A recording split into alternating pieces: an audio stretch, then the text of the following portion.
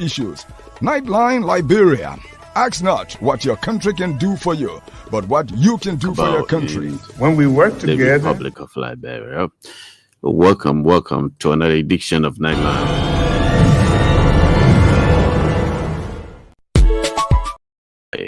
With some of Liberia's brightest and best in this business of social media. Again, my name is D Flo from Momolu. My name is D Flo from the second and other frequencies across the country. We are here again to do the people's job, right?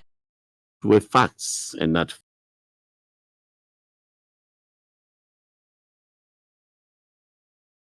to the Mabel. What's going on again?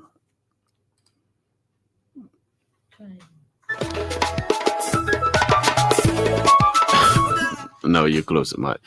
There's always something to talk about here. Welcome again. I have to go back to say this. Okay, somebody has to take care of what is supposed to be taken care of here. I can't do technical job. I'm not a technician. I'm not a technician, so I'm sorry that we're having technical problem here. And those who are responsible for this, somebody has to be here to do this job. My job is basically to moderate the show and come in once in a while. Please invite a friend and share with another person. We are promising to give you a night of a power play on ERBC 99.9.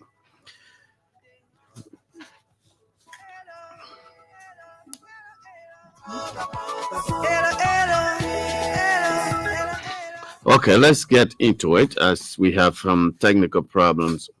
We'll try to go back and forth into the process because time is fast spent. It's 30 minutes after 8 p.m. right here in the Republic of Liberia. Again, this is Nightline Liberia coming to you on ERBC 99.9 across the country on other frequencies as well. So, folks, we have a whole lot for you tonight. The full house is not here, but we are just going to give you what we can give you, right? We have Fabien Kuya, we have Tamons Guo, we have Samson Brown Toe, and then we are supposed to be joined later by Dr. Lester Tenney, a possible Makoto. We also join us. Cesar Guia is supposed to join us. He has sent me a text earlier that he will be on. So can you check in with Cesar Guia to see if he's going to be joining us? So we apologize for the late coming on late here. That's because we're having some technical problems streaming from our Facebook, from YouTube, streaming from where we're supposed to screen straight to us. To the other bowl is not working right. But we promise to give you what we can give you from our end. So let's get to the talking. Before we do that, let me quickly recognize some of the folks that are watching us at this moment. If this is your first time joining us on ERBC, don't hesitate to invite another person to listen to what we have to say to you. We are the nation's biggest platform. No other platform can beat this network. This is called the national television of the Republic of Liberia. Again, I have a full house. I got Fabien Kuya with me tonight. She will be coming in because she's our legislative reporter. She's a judicial reporter for us. Samson Brown Toe is sitting many miles away. The Libra is here. The Libra is with us. We have, again, other people will be joining in as we roll the curtain to the show. But just before I go further, I want to recognize some of the folks that have taken their time again tonight to be with us. You know, when you do something for the people, you have to recognize them. Recognition is vital. It's important. It's critical. It's everything. Thomas Bobo Mobolu is watching in. Fanta M. Kamara is watching in. We have of us Amos Taylor is also watching in. Antoline Fire is watching in. Siliki Toure is watching as well. So for those of you who join us later, we will call your name along the way. We got Magnus Kapo is watching. I hope I have your last name right. If not, forgive me. I'm not too good at pronouncing many of our names around here, but I'll try to do my best as we go. So, folks, we have a lot to discuss tonight. There are too many things happening in the Republic of Liberia. You know, when I took on this job to be in studio, it took a while for me to come to myself to realize that this is what I did in the United States. I broadcast from the United States to the Republic of Liberia for years, but having to sit in ERBC, to sit in this space, it took a while for me to adjust myself because it is not a usual environment. In the United States, it's a different environment where I sit because the studio is an inbuilt studio. Very comfortable with the studio. It was set up by our team in the US, and coming to ELBC, to be on ELBC, the nation's biggest platform, it took a while for me to adjust myself. But again, I'm staying in the learning curve, learning from Fabien Kuya, learning from Vafili Kamara, learning from Hassan Kewu, and the rest of the big people in ELBC, right? And as time goes, I will adjust myself and begin to be one of the student, and then become the student again. So let me now bore you people. Tonight, Liberia is a country. You know, when some of us put our life on the line for this country many years ago, some people thought it was a joke. They say, oh, politics in Africa is always the same. Politicians will say something, they never do it. Politicians will always lie to the people. Or some of you don't know Joseph Yuma Boakai. Some of you don't know the old man. You don't know him. He's just a politician. They argue against His Excellency at the time, candidate Joseph Yuma Boakai. But for some of us who know him personally, we put everything on the line and say, we know him. You don't know him. Give him a chance. Give him a chance and see what he's capable of doing. Whatever he tells you that he's going to do, he will do it along the way. He will do it. I never imagined that there's going to become a day where people will say, oh, it's taking place now. So that brings us to the conversation. We have three topics to look at tonight. You know, I don't want to start off with the orator's speech because it's not a hard topic. It's not a hard topic. It's not something for me to waste my time to discuss because I benefited from the system of the United States. I school in the Republic of Liberia. I went to SDA. I went to G.W. Gibson. I school in Liberia, but I school in the United States, so I don't need to waste my time to talk about what my sister said about our country and the United States. So I will take this conversation strictly and bring our people right there. Cesar Guia is here. Lester Tenney is there. And then we got that Samson Branto is here. We got the deputy for administration, Thomas Gore is here. So quickly, let me welcome Cesar Guia. Cesar, saying you're laughing already, let me start with you, my man. Why are you laughing for? You just want to laugh. What's up? My papa laughing at something to Cesar. But yeah, you can Man, hear me. can I hear you? Unmute yourself, Cesar. I am on mute. Can you hear me? Cesar, I can't hear you. Something to, can you hear me? The deputy for administration. Cesar, can I hear us? Let me try something. I'm hearing you. Let me mute this side first.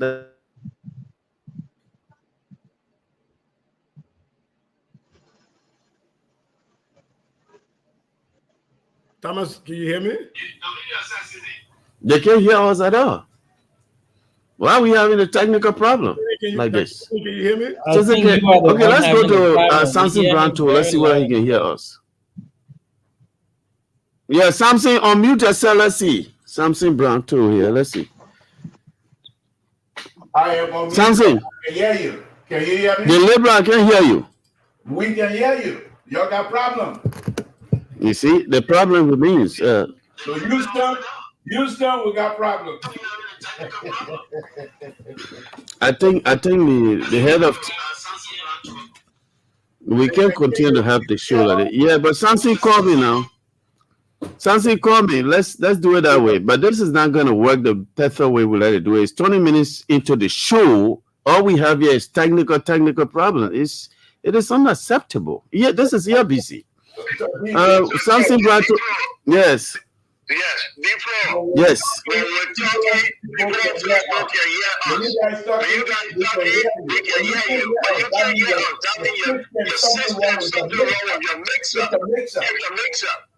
Yeah, we We can hear you. We can hear you, We and can hear you, and people on Facebook can hear us. That's correct. You can hear us because I'm monitoring the show from my phone as well. Right. But just for some reason that something is not right with the system that I have here set up. But something, welcome to the show. Yeah. Well, thank you. Thank you. Let me cut this off. Thank you. I hope I'm audible. You are audible enough. Liberia can hear you. Okay. You are audible. Go ahead. Thank you. Well, I want to thank all of you again tonight, and I'm glad to be on here with my colleagues. Madam, good evening to you as well. The only lady here, and so we have to reference you as much as we can. Honorable Thomas Guan, good evening to you as well. Because now I don't want to come to Liberia and then I'll start throwing me in jail. No, I'll call you honorable, so I have to call you honorable. Seriously, good evening. No, it's Mount Cultural good evening as well.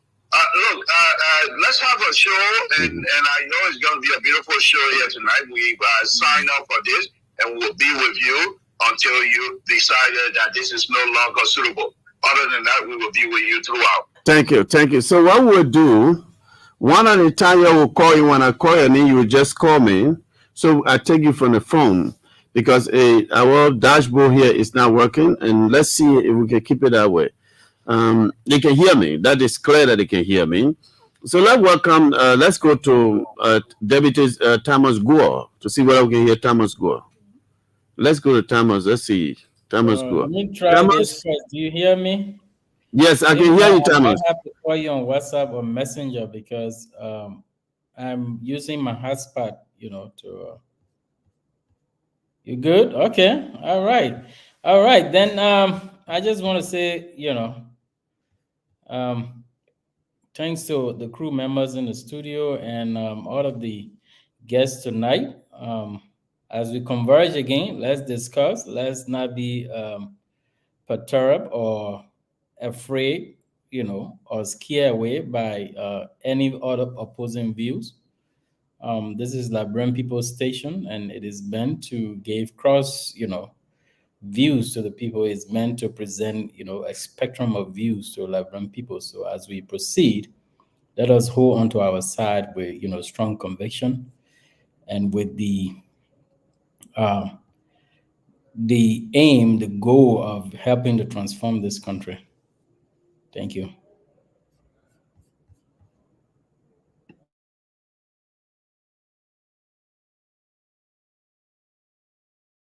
From your end, so I can bring it in from my phone.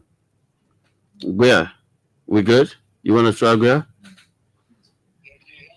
Yes, Guia, I can hear you. We can hear you from there. Okay. Hold on. Let me mute this side and see if you still hearing me. Yeah. Let's try. I think we can hear you now. Are you hearing me? Yeah, you good, Guia. All right, then let me get off the messenger. Okay, you good. Been fixed thanks to the technicians you have in studios. But I said I was laughing at my OPAP, Mr. Tour earlier. But it's nice to be on. Good evening to you all. My own sister Koto and my sister Fabian and Mr. Goa. It's nice to be on with you and my own pap Sansim Tour.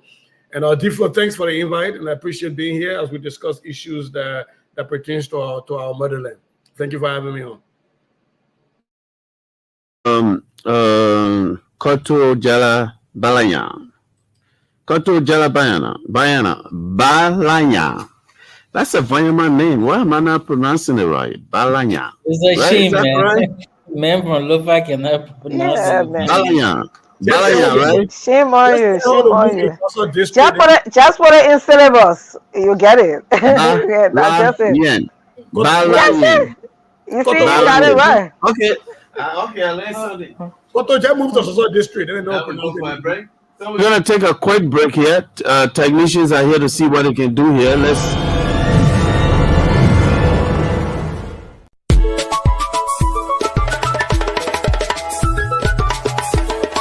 The Department of New Media and Rebranding of the Liberia Broadcasting System presents Nightline Liberia. From the valleys of Liberia to the top of Wologisi Mountain, Nimba, Grand Cape Mount, River G, to the coast of Sino, Bassa, Bong, Riverses, Maryland, Margibi, Grand Cru, Bapolu, Grand Jide, and Monserrado. We present to you Nightline Liberia, a primetime talk show loaded with factual news, fresh information, not fiction. Nightline Liberia. We set the tune. We control the airwaves. We are the nation's pride, the biggest platform. Our panelists are some of Liberia's brightest and best political analysts from diverse backgrounds, like Vandela Patrick, Dr. Lester Zomatic Tene, Al Hussein Fadiga, Samson Brown Tour, Daniel Sando, and Eugene Lamin Fangon. Nightline Liberia begins at 8 p.m. with 60 minutes around the country, bringing you updates from LBS correspondents. Nightline Liberia's final segment kicks off with its panelists and pundits from 9 p.m. to 11 p.m. as they propound on trending national issues. Nightline Liberia. Ask not what your country can do for you, but what you can do for your country. When we work together, there's nothing we cannot overcome as a people.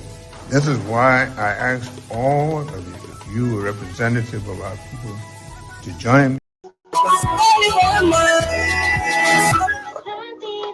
1 2 testing mic 1 2. Good, folks. Let's try it again and see here. And I don't know how far we're gonna have to go with this one. I hope tomorrow the head of technical services will be here to help us and solve this problem one and for all, because I get a little bit sick when the show is going this way. This is not my usual step of having talk show. I'm the kind of vibration type of person. You know, I'm used to my United States studio where when I sit there, I know everything is correct. It's going to work perfectly. But here, it's not just doing that. I don't know who is disconnecting what, who is moving what, who is locking what. Tomorrow they will take care of it anyway. So let's welcome Koto Jala Balayan. So that she can hear us. Yeah, I'm hearing you guys back. Am I audible? Yes, you are audible. Good. Let's keep it like that. Don't play with any more stuff there. Just leave the dashboard like that, please. Since they can hear us, let's keep everything that way, okay? Go ahead.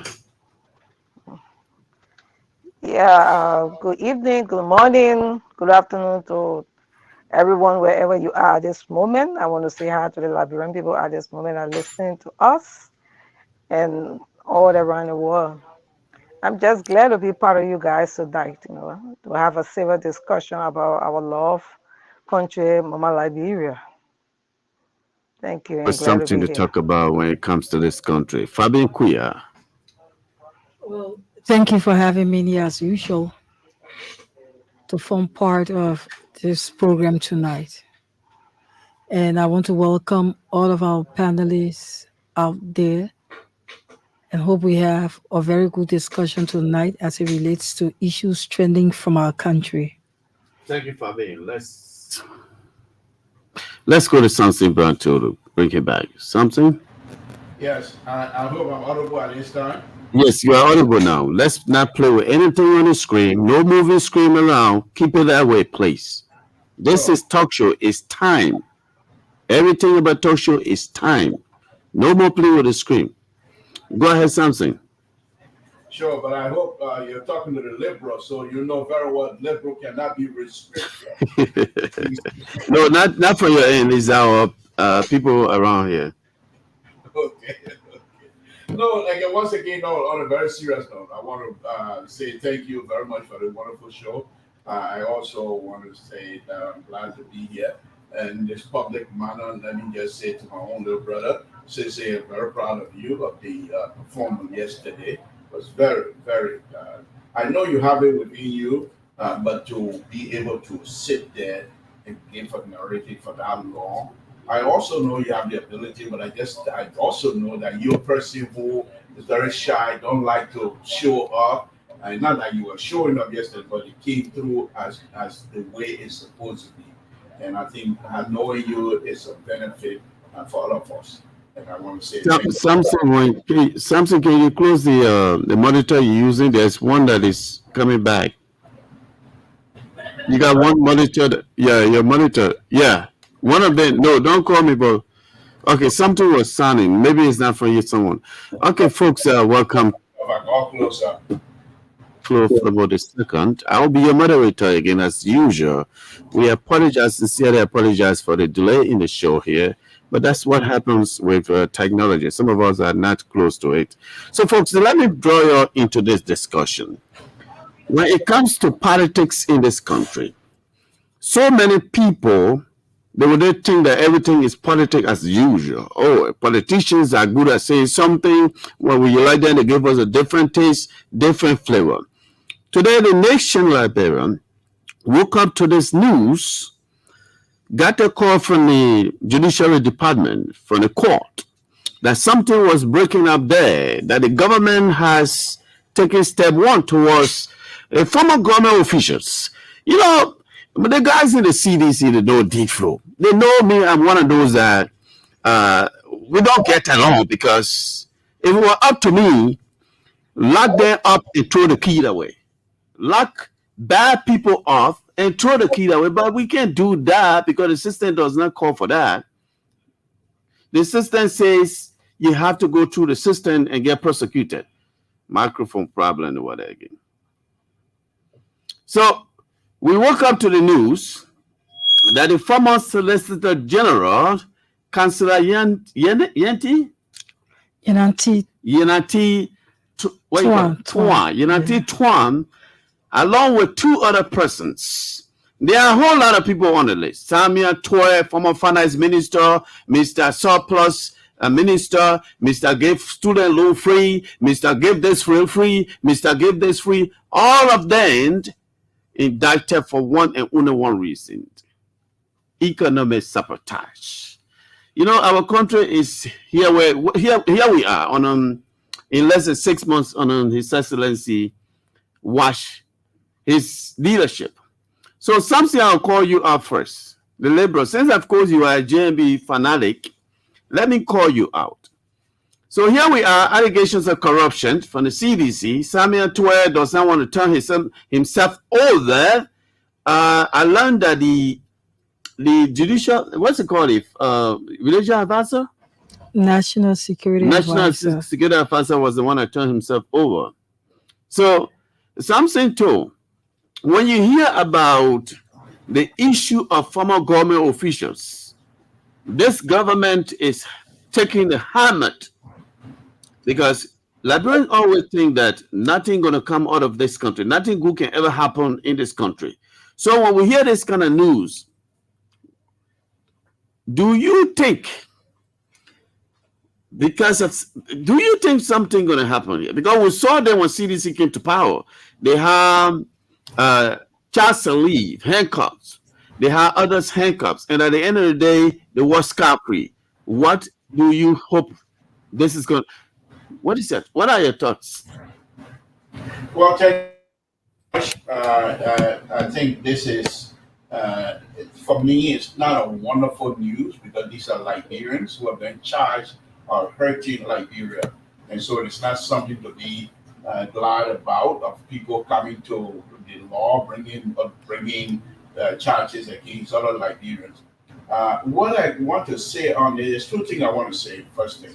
The first one is Honorable Tour, who has served Liberia in the capacity of finance minister, former finance minister, who was then in charge of the money for the Republic of Liberia.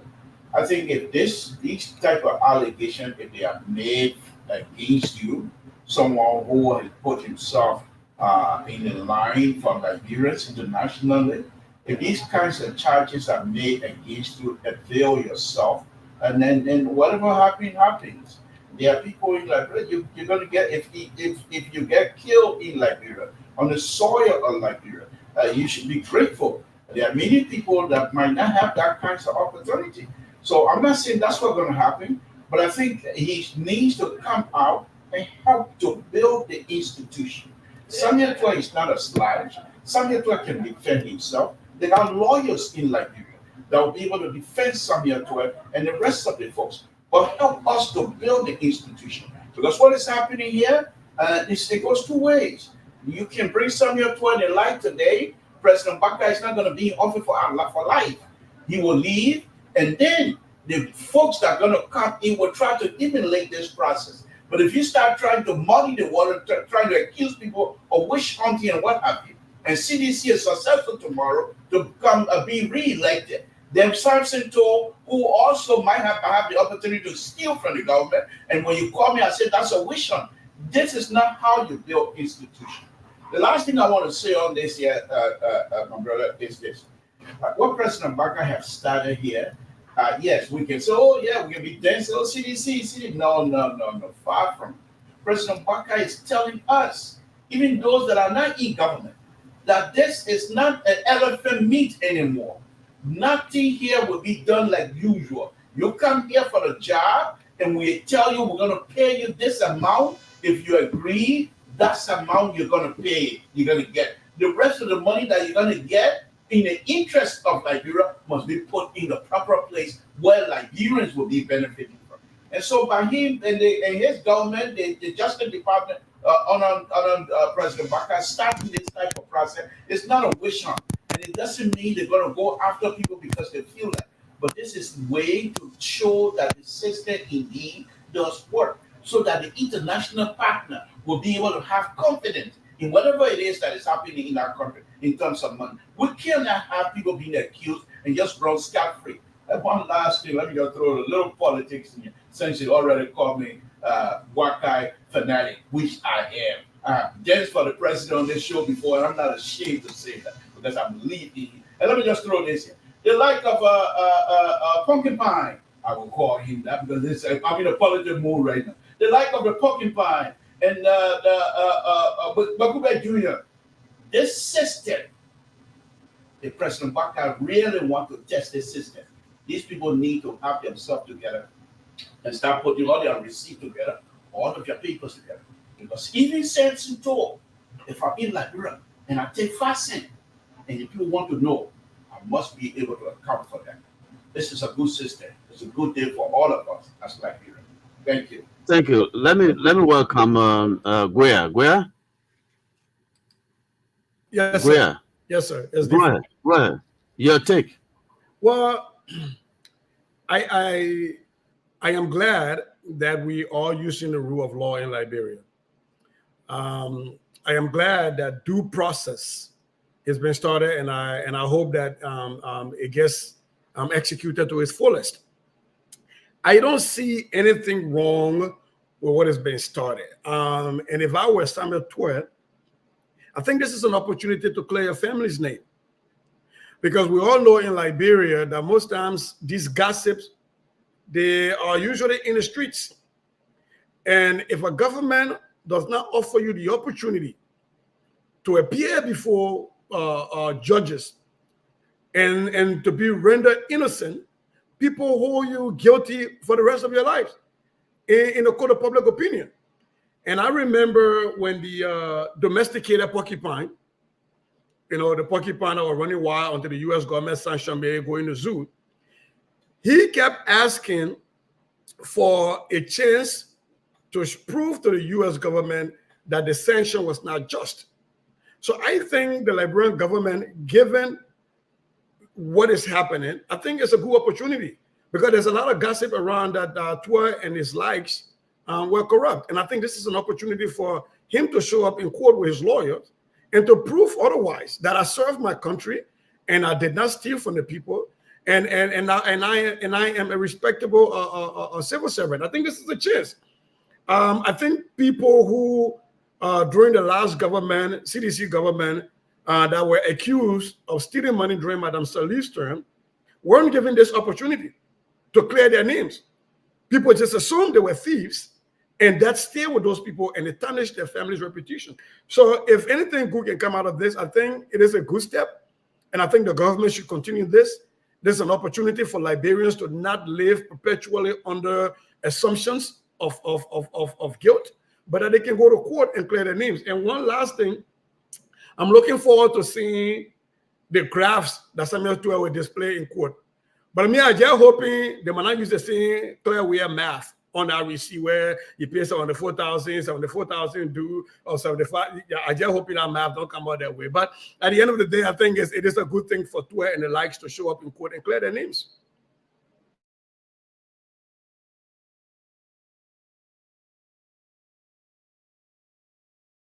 DC folks did in this country. We're not just discussing the murder of Batua Yensua and the auditors that were killed, organized crime. That's not what we're discussing. We're talking about just a piece of what it did to this country. $5 million is what we're discussing here. Thomas. Oh, okay. You were kind of muted, so I didn't get the beginning of it. I was talking about. I was talking about. We are not even discussing what they were invited first for. First, they started this judicial system. The police started with the issue of the murder cases, no auditors and whatever. Here we are discussing just a piece of the pile, $5 million. That's just one, because you and I know very well. The CDC is aware that some of us, the very people that expose them to the Liberian people, we are stay around. Everything that we told the Liberian people, these are the very things that are going to be coming out against them. So here we are talking about $5 million. Now, your take. Yeah, I think the two brothers already struck a point, or several points, I would say. What I think is that this comes as a shock to the nation.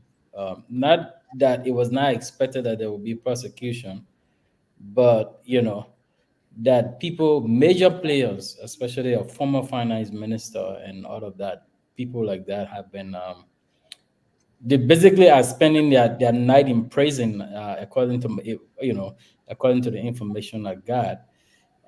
That is a shock. But again, it kind of strikes at the heart of the nation when we talk about public trust, within our institutions. I think that if this goes as it is now, and these guys are found guilty, if they are found guilty, now they are innocent until proven guilty.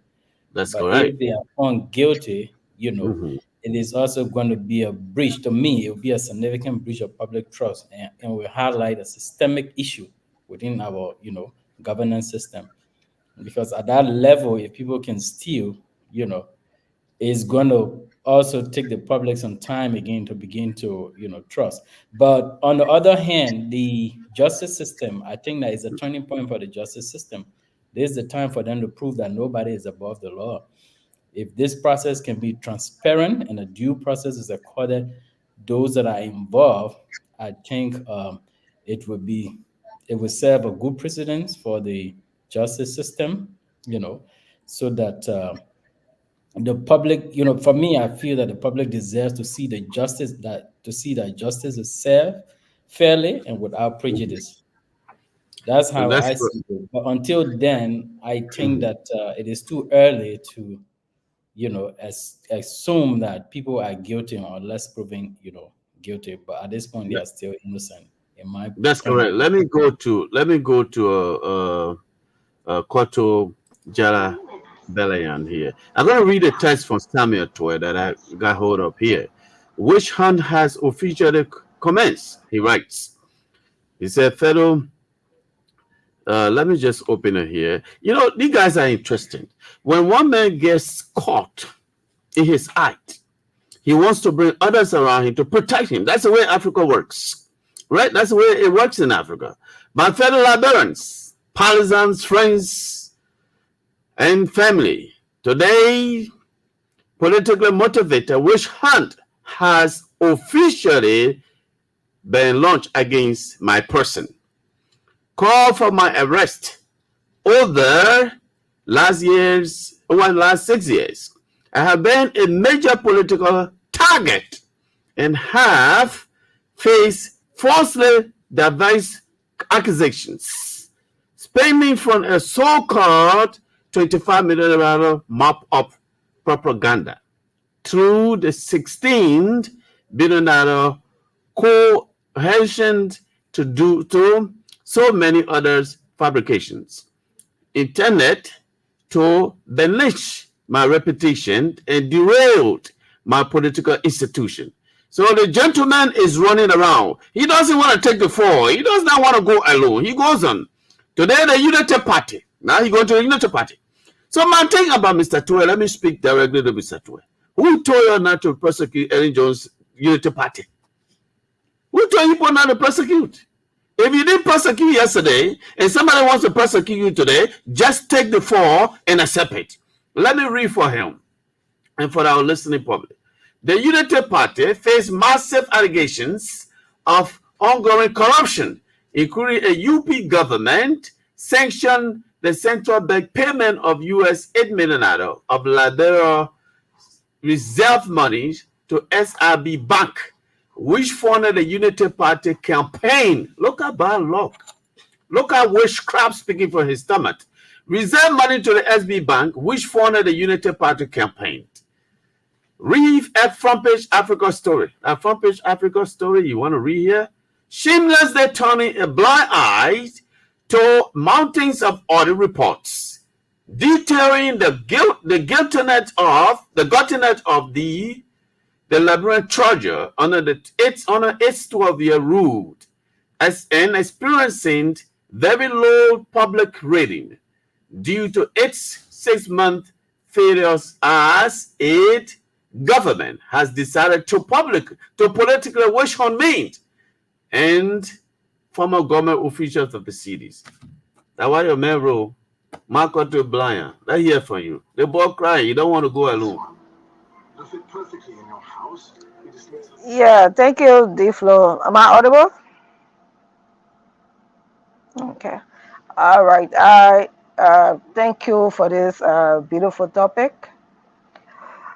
We all know that some of us supported President Bakai because of the promises he made to us concerning about bringing corrupt people to justice. One of his pillars on which, we voted him on. And this process being one of them, I think I support it to the fullest. And I want to believe that all of Liberians will rally, around the president to make sure that this process is successful. And I think the Justice Ministry or the lawyers, I know exemption to this process. And if they sit there and see that today this government is not successful, I think we all will be going down the drain again. I see Tue is crying today. It was a very Tue. They're all fighting to come back into power tomorrow, 2029. I saw the polls, reawakening, what, all of the I think there should be something that they should be attributing to or contributing to, so that tomorrow, if they come 2029, they will have had a good setting. They will have something, to start from, since, in fact, they are very sure of their 2029. And it is sad, because we said that corruption is destruction. And in fact, under their administration, the U.S. government condemned kleptocrats. So I see no reason that they will be talking about witch hunt if it is a process. I think you should be happy to go for exemption. That way I will say, let me go and clear my name.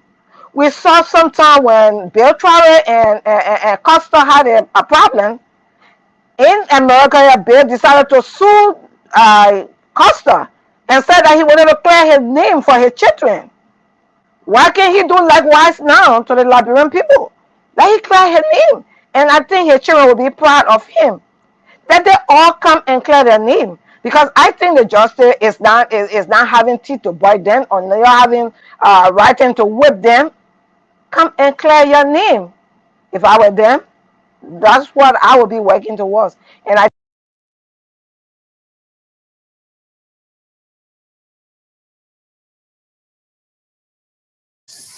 we just lost Quarter Blind there. Let's welcome Fabin. Fabin, your take on this discussion. Fabin, we are talking about $5 million allegedly transfer from central bank to the operational accounts of the Financial Intelligence Unit agency. That's what they did. That's what they're doing here. They took the money from one place, they sent it to the other place. Well, basically, the issue about those government officials being arrested today by the Monrovia City Court from a complaint filed by the government through the Ministry of Justice, they are still innocent until proven guilty. I agree. The burden of proof rests on prosecution. The burden of proof rests on prosecution to prove their case just in case they are indicted. Remember, yes, they were being brought under the jurisdiction of the Monrovia City Court. And I think that the outcome of this particular case will be a critical test in my mind to combat corruption and promote good governance, the outcome of this case. Remember, having a broader crackdown on corruption, it reflects a collective effort. And in tackling corruption, it will also reflect on upholding the rule of law. Absolutely. Take, for instance, today there were being other arrested by the Monrovia City Court based on a complaint. One of them even turned himself over, though. Yes, it was the National Security Advisor in person of Jefferson Camo. And those brought under the court heavily guided by armed men were former Solicitor General Councilor Unity Twan and the controller of FIA, Moses Cooper. They came to court, and then there was a quick hearing at the level of the Monrovia City Court where I sat and listened. The defense lawyers being represented by several law firms, including Sire and Sire, proffered before the court today during a quick argument that based on the laws, there were two laws that they could proffer before the court to seek the temporary release of their clients. And what it promoted was that they talked about the personal recognizance that we refer to as 13.5, where a prominent person in the society can stand for you, and then a criminal appearance bond. That was denied by the judge of the magisterial court, Ben Bako, and told them to proffer a criminal appearance bond. And from the figures on the rate of arrest that came from the court to those defendants, in law, there is something they call double the gain. So once, for example, if the figure was like $5 million, obviously they need to have a cash bond of $10 million. And because they could not secure that bond, they were wakes off to the Monrovia Central Prison. And mind you, I hope they have mosquitoes over there. And mind you, circuit courts are closed. And they will be opening the second Monday in August. Oh, they are closed? Yeah. So are you saying they can't come out tomorrow? No. So while they are there, that's the best time to while they are there, if their lawyers still can proffer that bond, at least they are available. Programs are available and they can be out, provided if they proffer the bonds. But that's if 10 million each. They came in as a group, and once it's been a group together. Yes. So that's the amount. They will be prosecuted together. Yeah, they will be prosecuted together. So their bond is the total amount is what they have to put up. Yeah, it's double the game. Okay. But then just in case, if they are still being reminded at the Monrovia Central Prison, and maybe hopefully we hope to see them being inducted by the grand jury during the August term of court. Yeah. So remember, there were 5 names on the rate of arrest, and they were able to get 3. And so Stanley Ford and Samuel Twe, they are the ones that the court is in pursuit of. And so the court has ordered the sheriff to make sure they have them arrested. And so we're going to see as of tomorrow what's going to happen, because there are news filtering that Twe is out of the country. That's what we gather. And we will still have to authenticate such information concerning Twe and Stanley Ford. But in my mind, I think that if their case comes to a real close, that would be the issue of combating corruption and promoting good governance. That's what I believe. And so let me just read a part of the rate of arrest that I have in my possession there. It says here, this is an elaborated, schemed, and conspiracy to defraud the government of Liberia. In July 2003, defendants conspired with co-defendant Stanley S. Ford and made him a member of the National Security Council of Liberia, and total violation, contravention of the National Security Act of Liberia. Subsequently, thereafter, at various times in September 2023, the defendants, in carrying out their dubious scheme and conspiracy under the false pretense of discharging their duties as officials of the Joint Security of Liberia, unauthorized, criminally, willfully, illegally, knowing it, maliciously, with the intent to defraud the government of Liberia, stole, converted to their own use and benefit, and did conspire collateral and made up to transfer from the Central Bank of Liberia, CBL, to the operational accounts of the FLA, the amounts of this amount. So, folks, this is interesting. You know, when I hear about these people trying to act like witch hunt, everything about Liberia is interesting. One man gets in trouble, he goes out and shares his whatever money he stole from the country, and he gets people to come to defend him. That witch hunt. What do you call witch hunt? Take your trouble and run with it. But let me go to Thomas, you have your share. Let me go back to the Libra. Libra is interesting. When you see Akara's Greater making posts talking about how he told the CDC that unity partisans understand nothing other than going after them. So here's Samuel 12. This is where it is not a witch hunt. You know, you are just not lucky. You spend your days in America. When I met Samuel 12 for the first time, I met him on a guy couch they call V Musa Fofana in Brooklyn Park, in Brooklyn Center of Highway 252. You know, I have said that story over and over, and see, these will be like, oh, D-Flow, you like to lie. I say, you ask Mr. 12. That was the first time I met him. But that's another discussion for another day. So I come to you back to the Liberal. The issue of disbursement, moving money around from one account to next. We understand that Mr. 12 is also on a sanction. Is that correct? Did I get that right? Samuel 12 is on a sanction. Is that right? I think I got it right. He's one of those that were put on sanction along with Bill Twawe, Nathaniel Palo Magil from Margibi. Well, Margibi part, they are always bad luck anyway. They got two sanctions. All of their senators are on our big list in Margibi. Margibi is the one county where none of their big boys can go to the United States anyway. So let's leave the Margibi people alone and talk about these people. So the issue is that disbursement of the money. They take the money from one end, send it to the other place. The other man go bury his mom. He put a living to guard him. All of that story will come on one day. We'll know what is in that coffin. And they can call me to the Senate. I will go tell them and say, that means say so.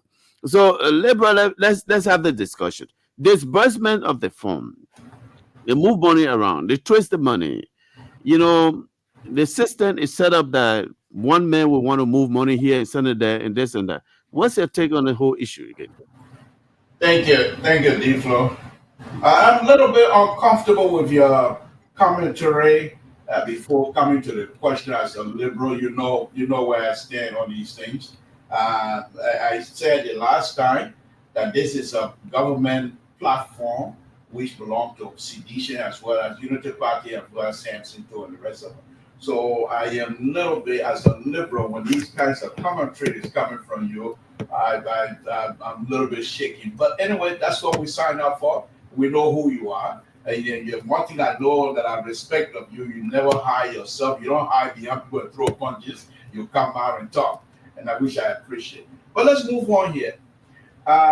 This issue, as I stated earlier, I will say again, I think Honorable 12 and the rest of the folks need to do us a favor to help to build institutions.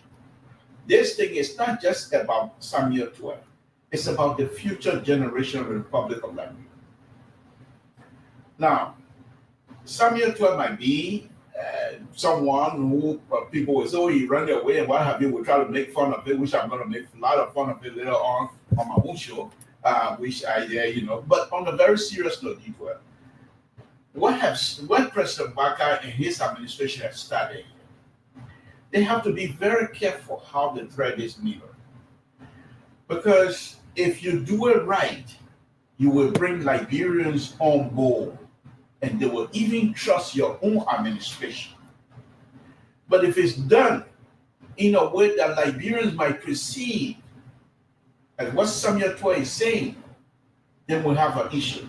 Remember, CDC was flooded, not by huge margin. They also have supporters. And you want the supporter to understand that it's not because of individual vendetta. This is about the law, the rule of law. We all saw CDC and how CDC behaved. It was the same Samuel Toy that wanted to live in a dictator. So these are kinds of things that you need to bring up so that Liberia will be reminded.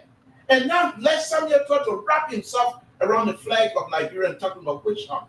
And if you put people in jail, for example, I'm not a lawyer, so I think Fabian gave us a good explanation. But from our own liberal view, I think the judge, unless the people pose a serious flight risk, other than that, fine me for these people to, if they can stay out of jail and defend themselves.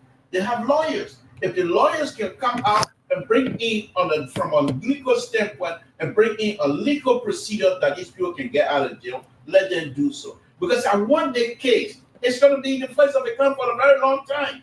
And you want to make sure that the young people, sedition, unity party, the young people understand that this is about rule and the rule of law. These people, Samuel Toy, first thing, he's been accused by the US. He's unsanctioned. Second, Samuel Toy has, I have a stack here for this right behind me here, which is the oral report, the other report, where Samuel Toy, as a captain of the map out exercise, he also denied later that he has no clue when the money, all he did was just say, y'all take the money, whatever they did with it. Those are things that you don't find credible. This is the best time for all of these issues to be brought around Samuel Toy. Let's take it easy. Let's take it easy. He's a Liberian. Let him come. Everybody is presumed innocent until found guilty. Let's take this one very serious. Let's take that word innocent until found guilty. Let the government thread the needle but present themselves as those that are following the rule of law. Thank you. Thank you, ladies and gentlemen. If you're just joining us, you are listening to ERBC. This is Nightline Liberia on ERBC 99.9 and other frequencies around the country.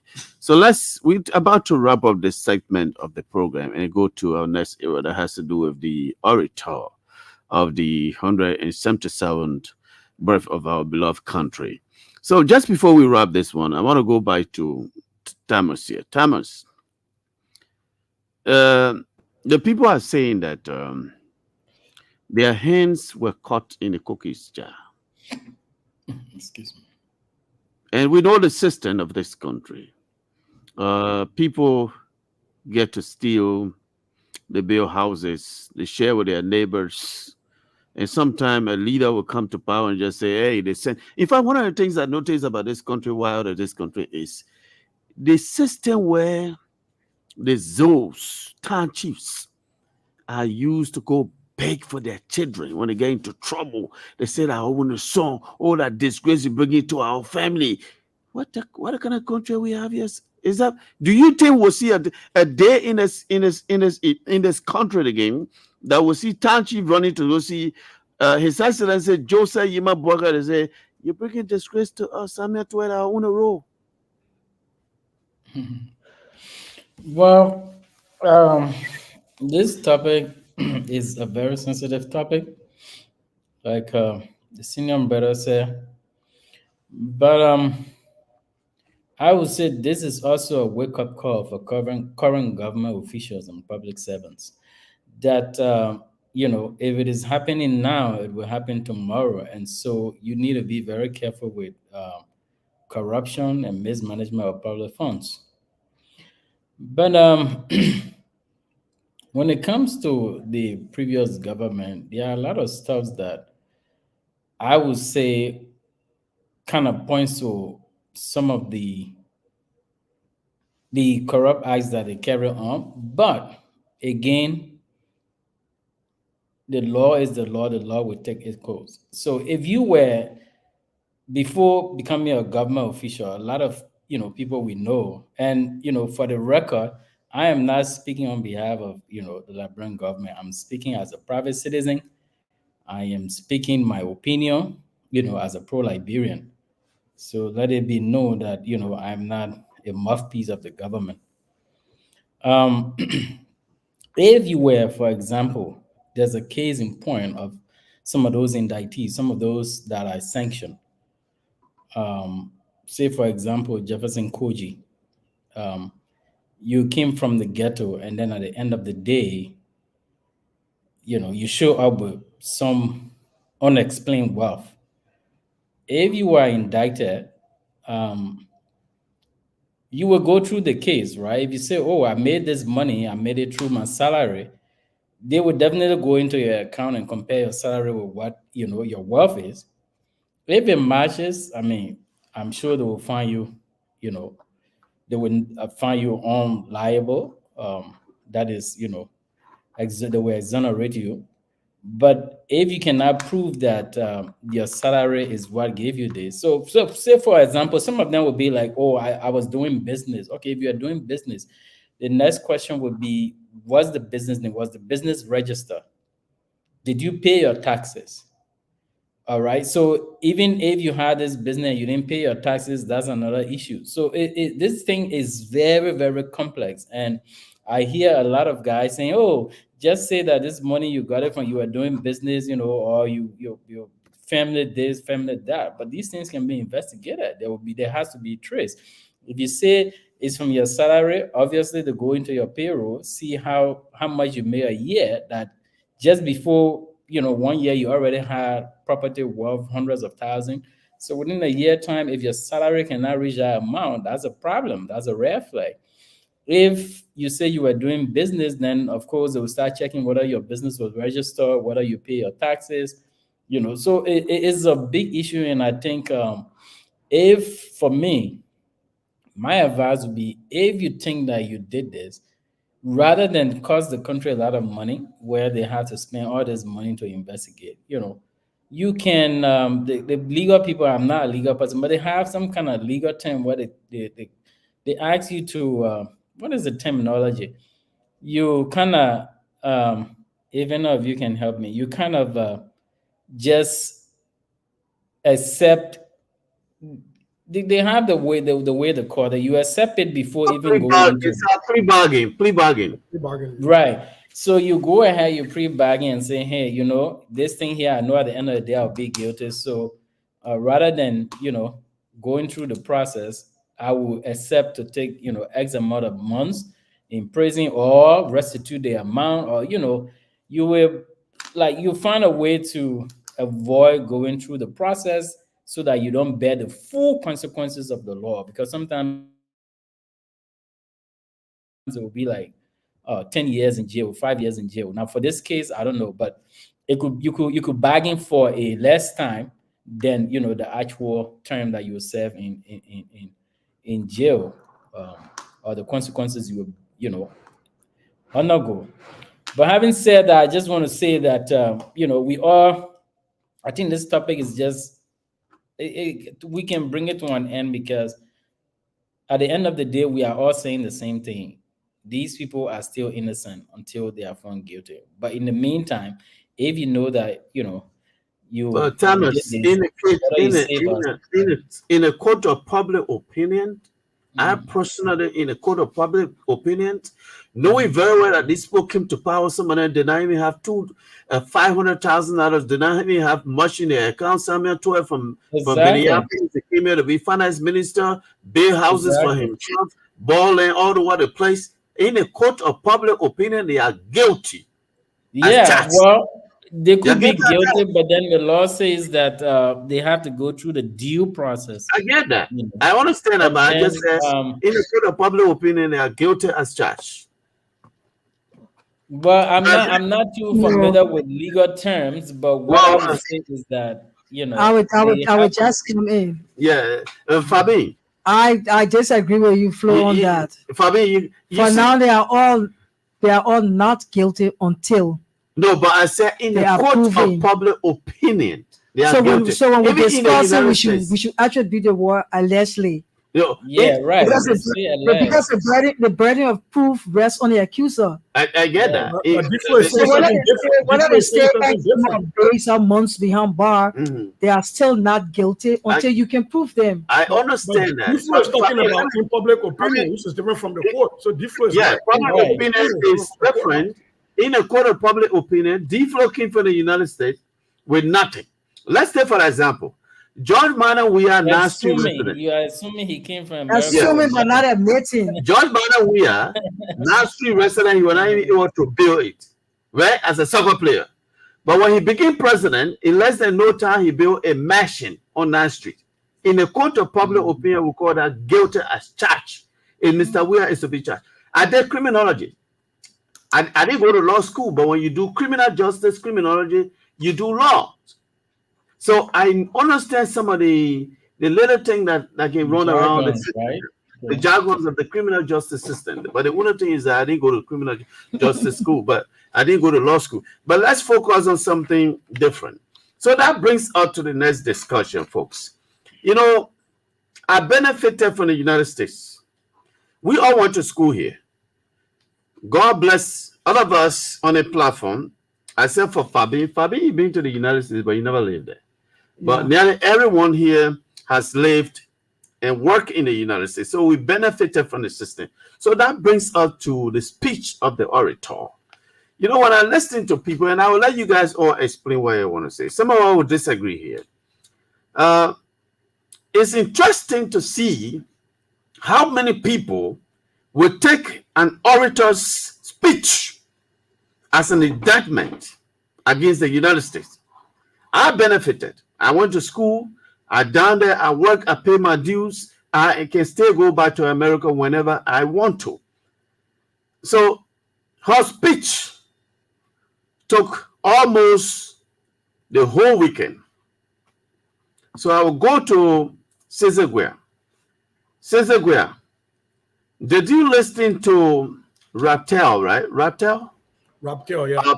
Raptel, did he listen to her speech? I know I was in the hall just a few blocks away from her. She was yelling. In fact, at some point in time, I almost put my, you know how the American kids can do? Put your hand in your 2 ears like this. Oh, this is too loud now. I can't keep this thing up. So she was too loud. Did you listen to her?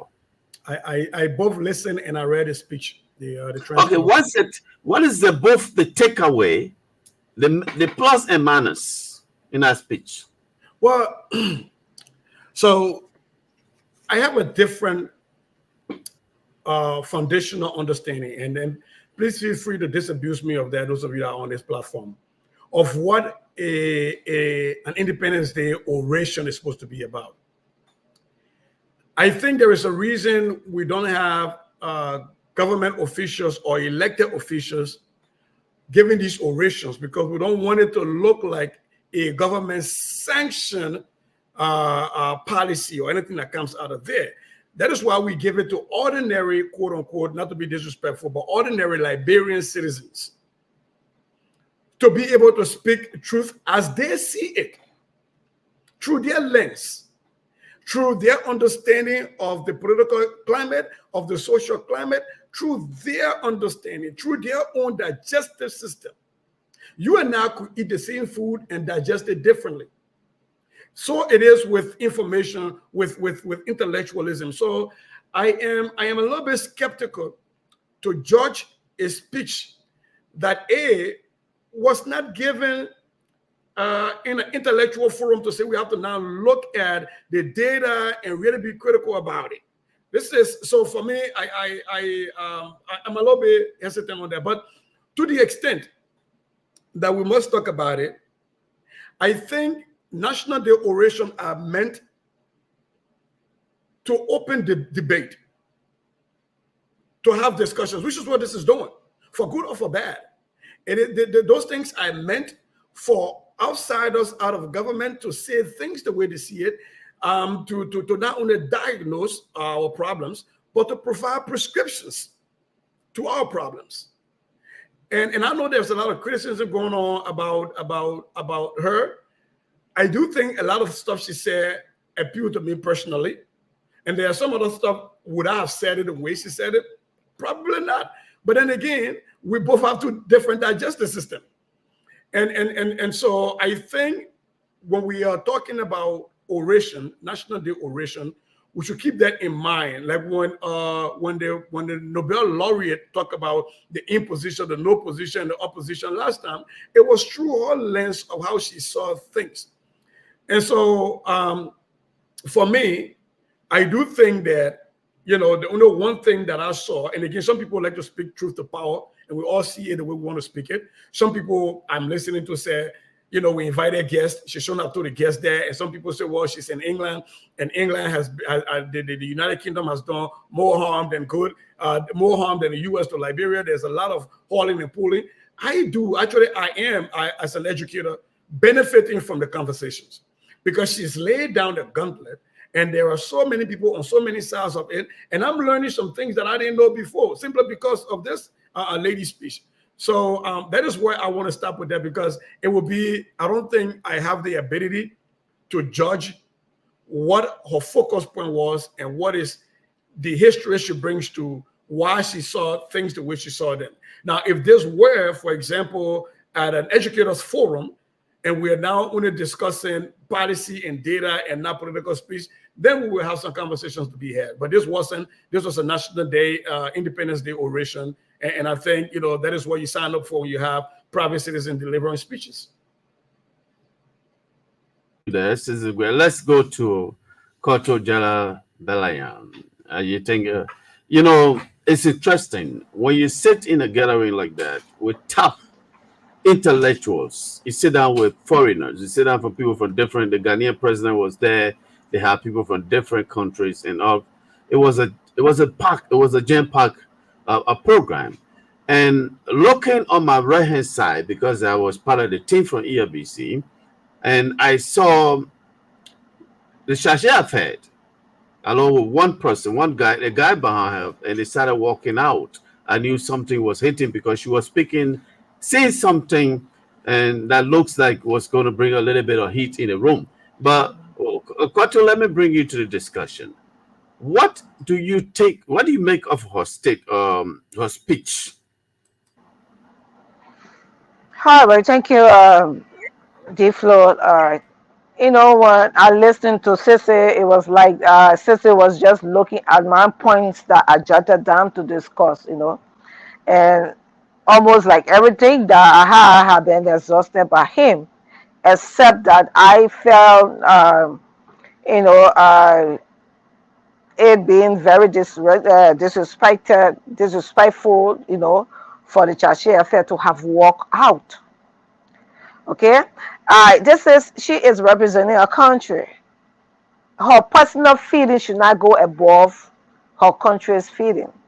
Here in America, we should know that we express ourselves. Even you can see from the past president how he is going through the process, the judicial process, and even the political process. That is the orator. Like Cece said, she has the right to wear the spectacle she's wearing. It's not me wearing it. So the way she sees things, and that's how she expressed it. I think it was very disrespectful for her. I'm in the United States here. And I think she would have not done that here to just walk off from, such a program because of what it said.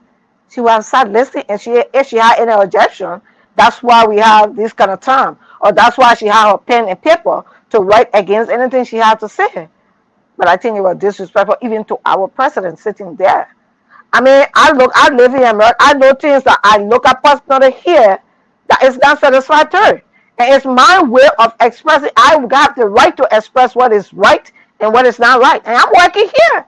We go through a lot of things here. We're working here. We work here. Many of us are working and paying other people. So is that right for me? People will consider it as good. Because for them, they are benefiting from my sweat that I'm putting in. So it is my right to express what I'm experiencing.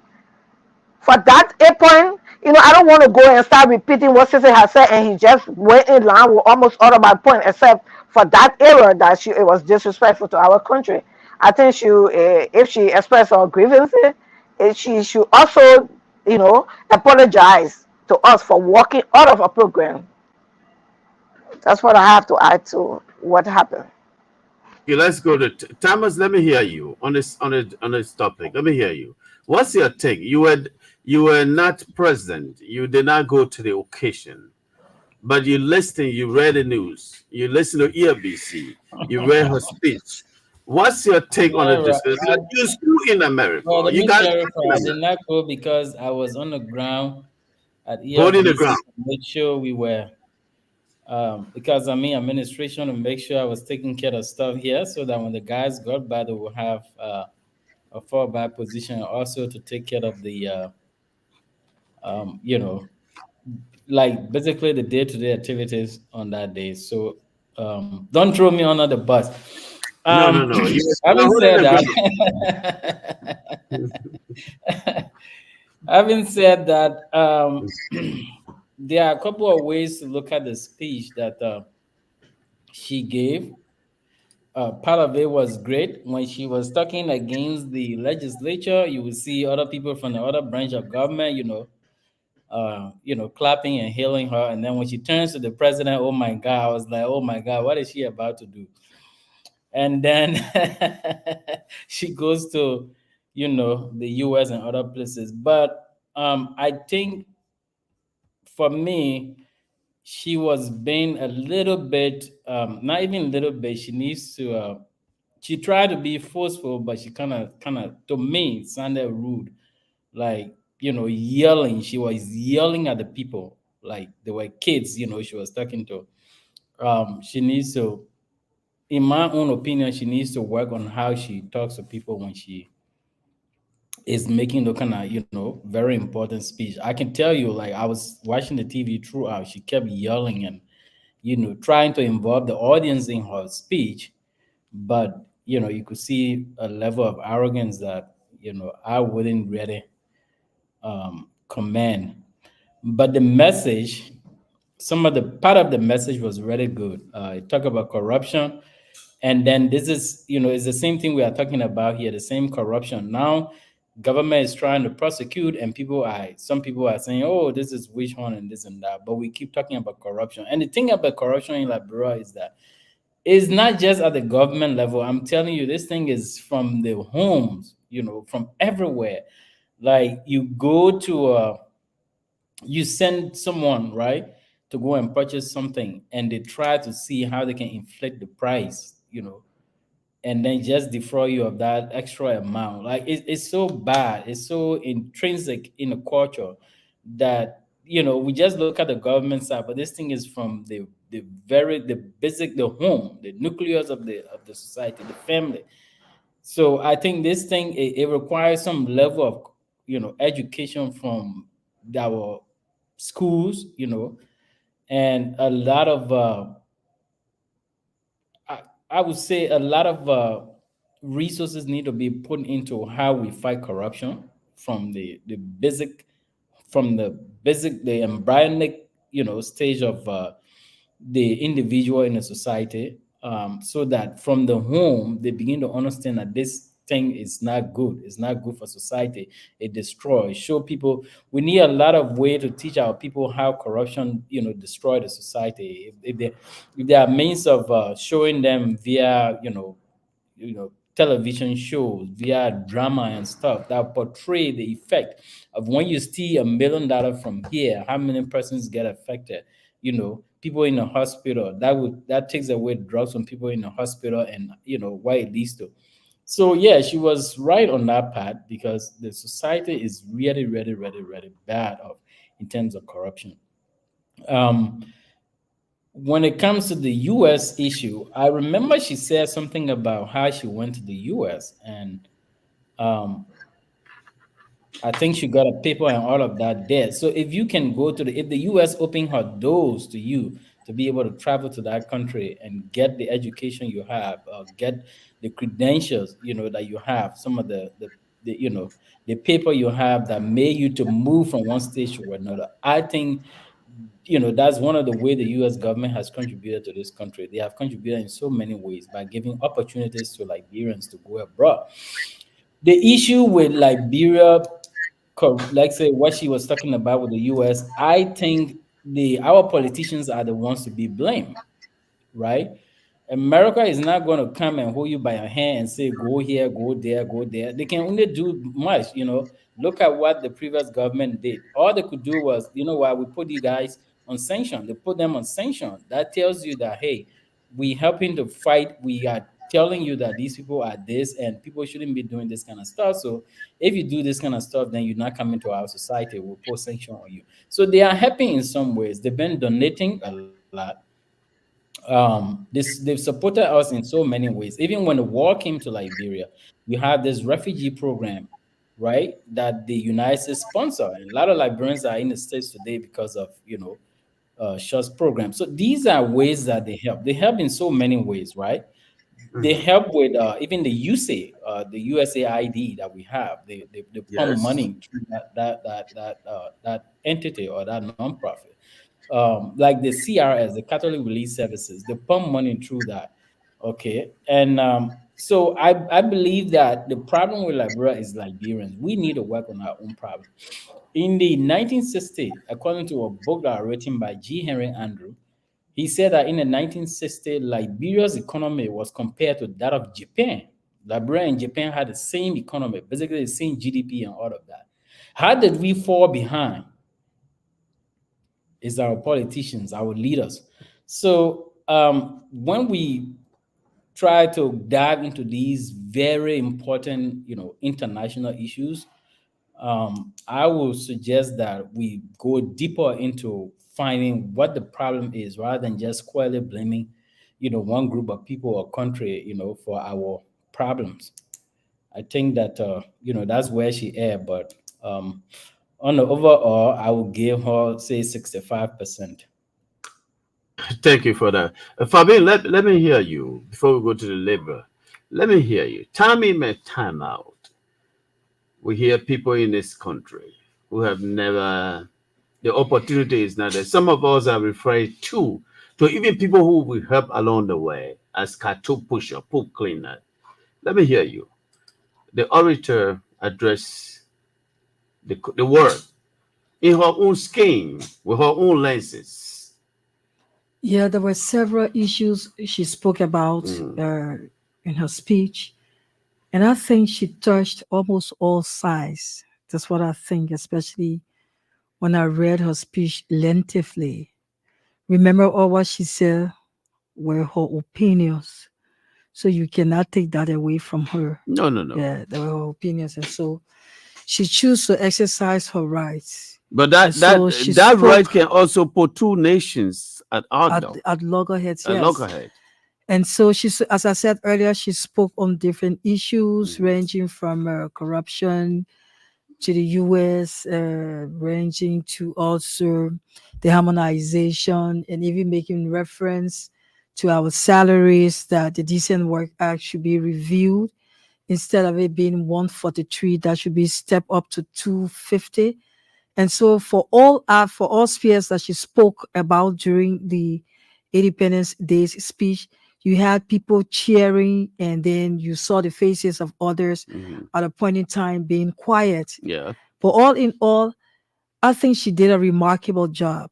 So great, average wise. Yes, I think she did a what would be the remarkable score if you're job. giving her a score? If I were to grade Nije, probably I would give her like 80%. 80%. I was opportune to have worked with her when New Narratives came to Liberia newly. She used to be one of our editors, and so I worked with her for some time before going back to the US.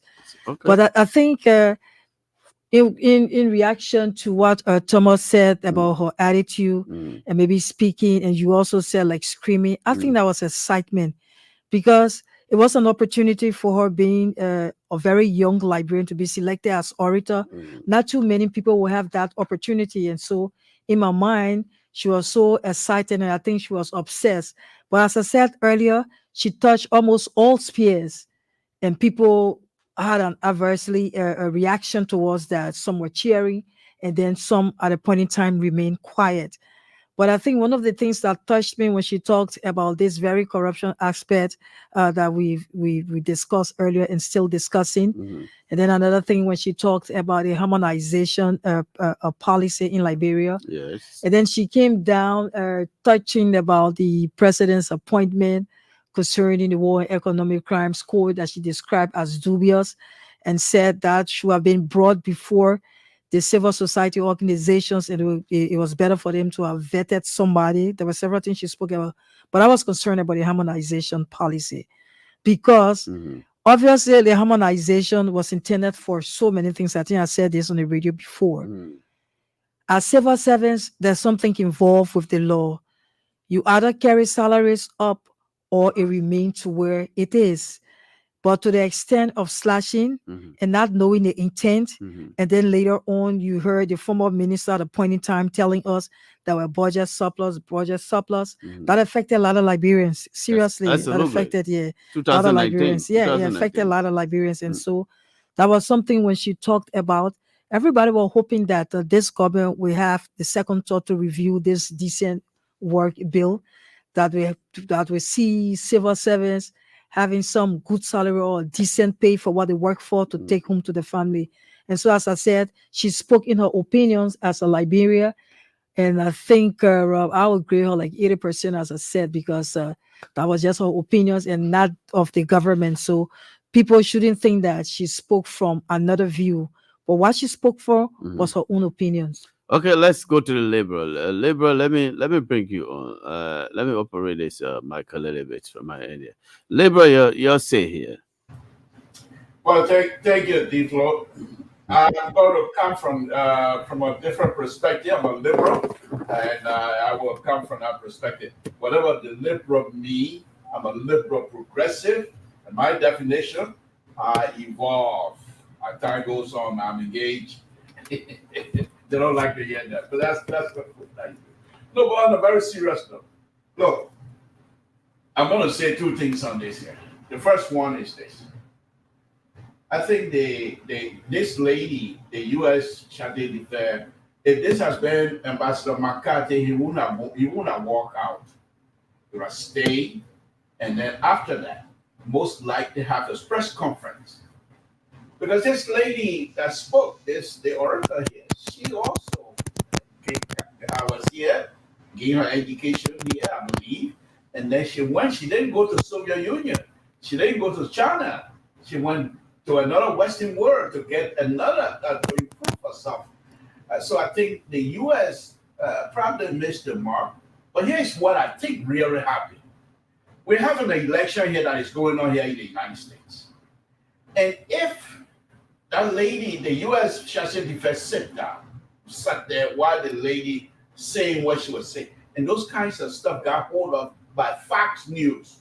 The straight stream of hearing like America being bad-mouthed, as Fox would say, and having the Charge d'Affaires city doing nothing. With this election, as polarized as this election is, that would have been a tremendous coup for the Republican Party, from my perspective. And so she had to walk out. But what I thought would happen was, instead of walking out, they probably should have had a press conference to say, look, this is who we are.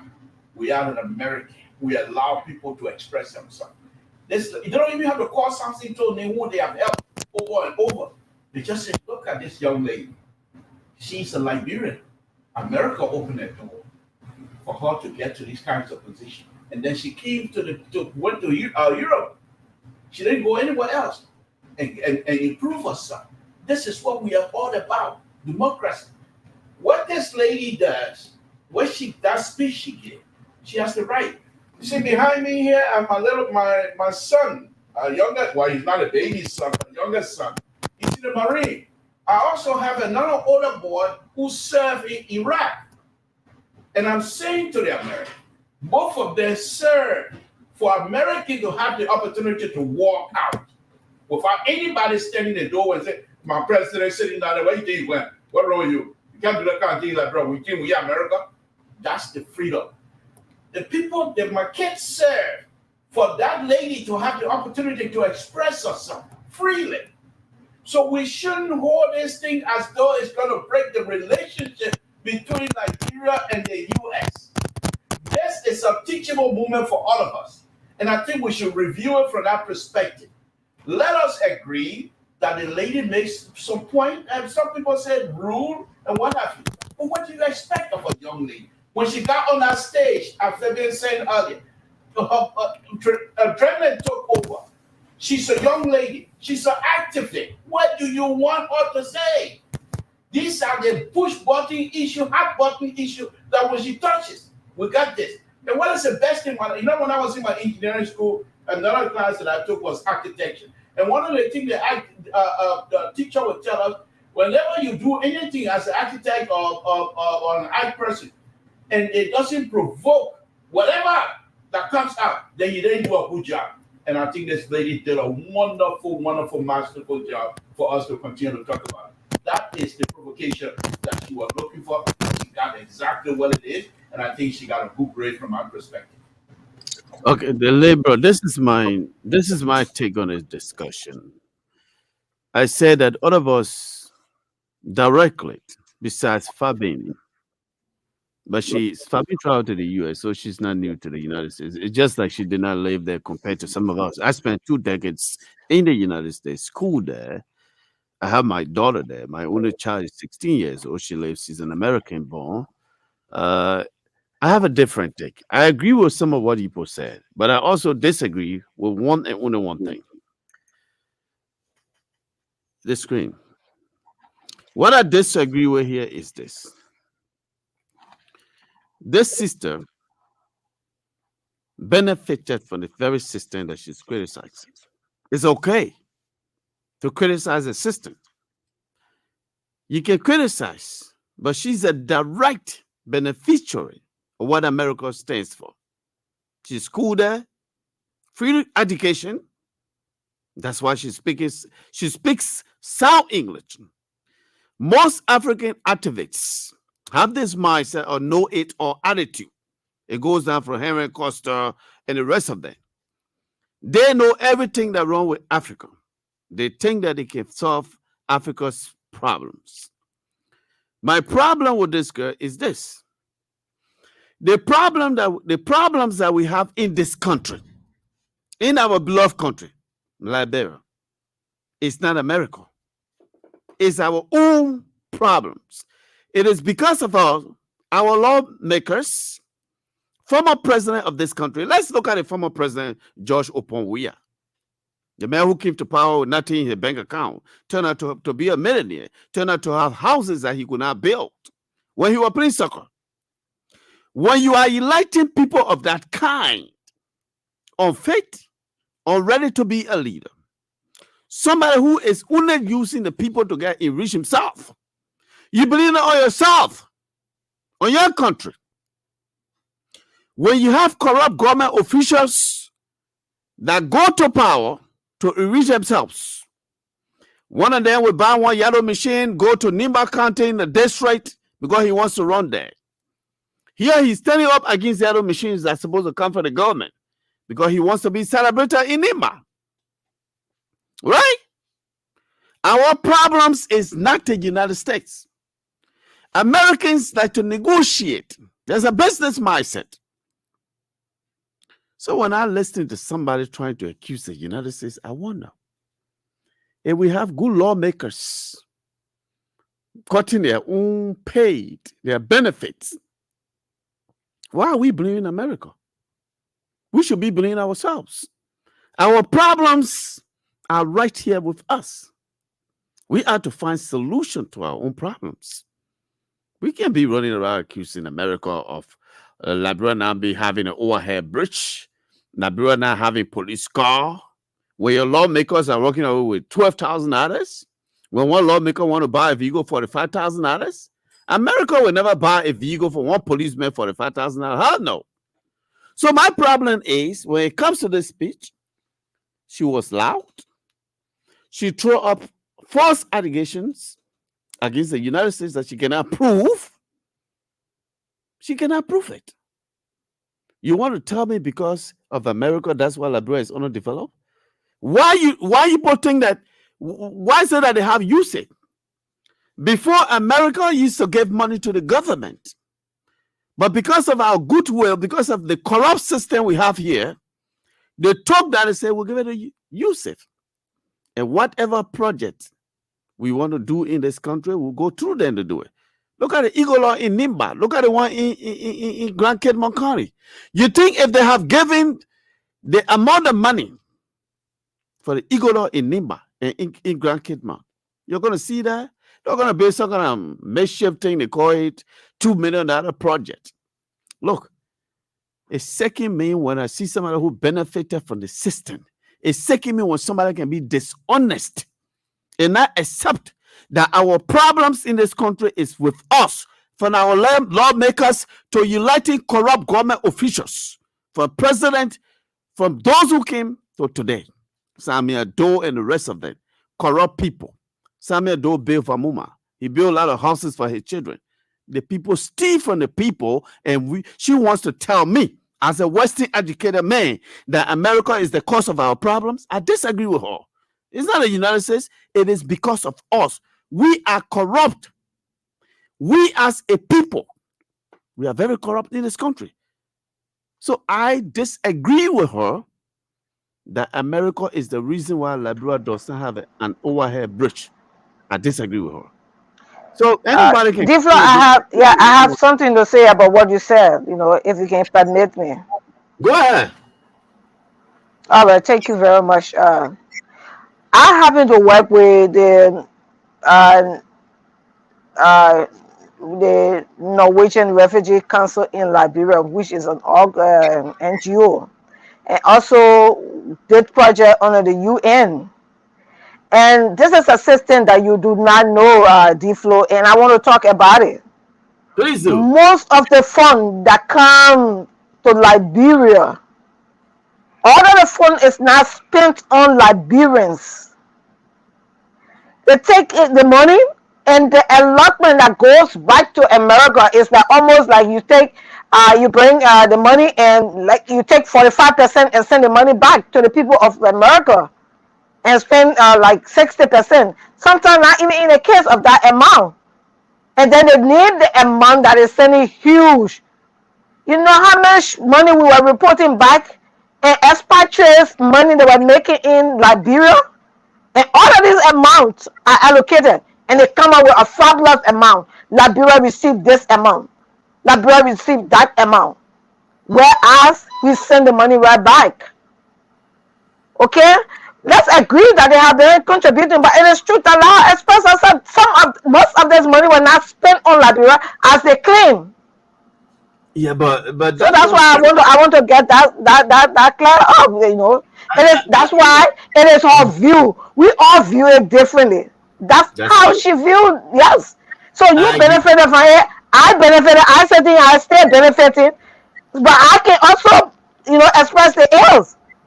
That's correct. They were not sending all their money and stay in Liberia. Okay, let's agree that Liberians misuse, which I agree with you that they misuse somebody's funds. But why will you continue to give somebody money when they're misusing it? So you agree with me that some of our problems are internal. That's why I say I agree with you. Okay. That some of our problems, yes, but some of them is theirs also. And that's what I'm saying. You cannot. I know when I take a phone and give it to my child will misuse the money. I'm not going to take the phone and give it to the child. I would rather do what I'm supposed to do for the child than to take the phone and give it to the child where the child will go and misuse the phone. Let me hold you there. So that was the case. Let me hold you there before I bring Grant on. Grant, you were talking in a minute. You see, this is why American operates. The American government operates in a way quite different. They are telling us that you don't prosecute your people when you steal. For us, when you are caught here, we prosecute you. You know nobody above the law in America. So what have they done? Because we are not good at prosecuting corrupt officials. In fact, they are the one that get elected. The case of the other guys that stole in the past government, other than guy elected want to put their hands up in from River says the Maggie and all over the place, they all got elected because they took the money from the people. So Americans say, you know what we'll do for y'all?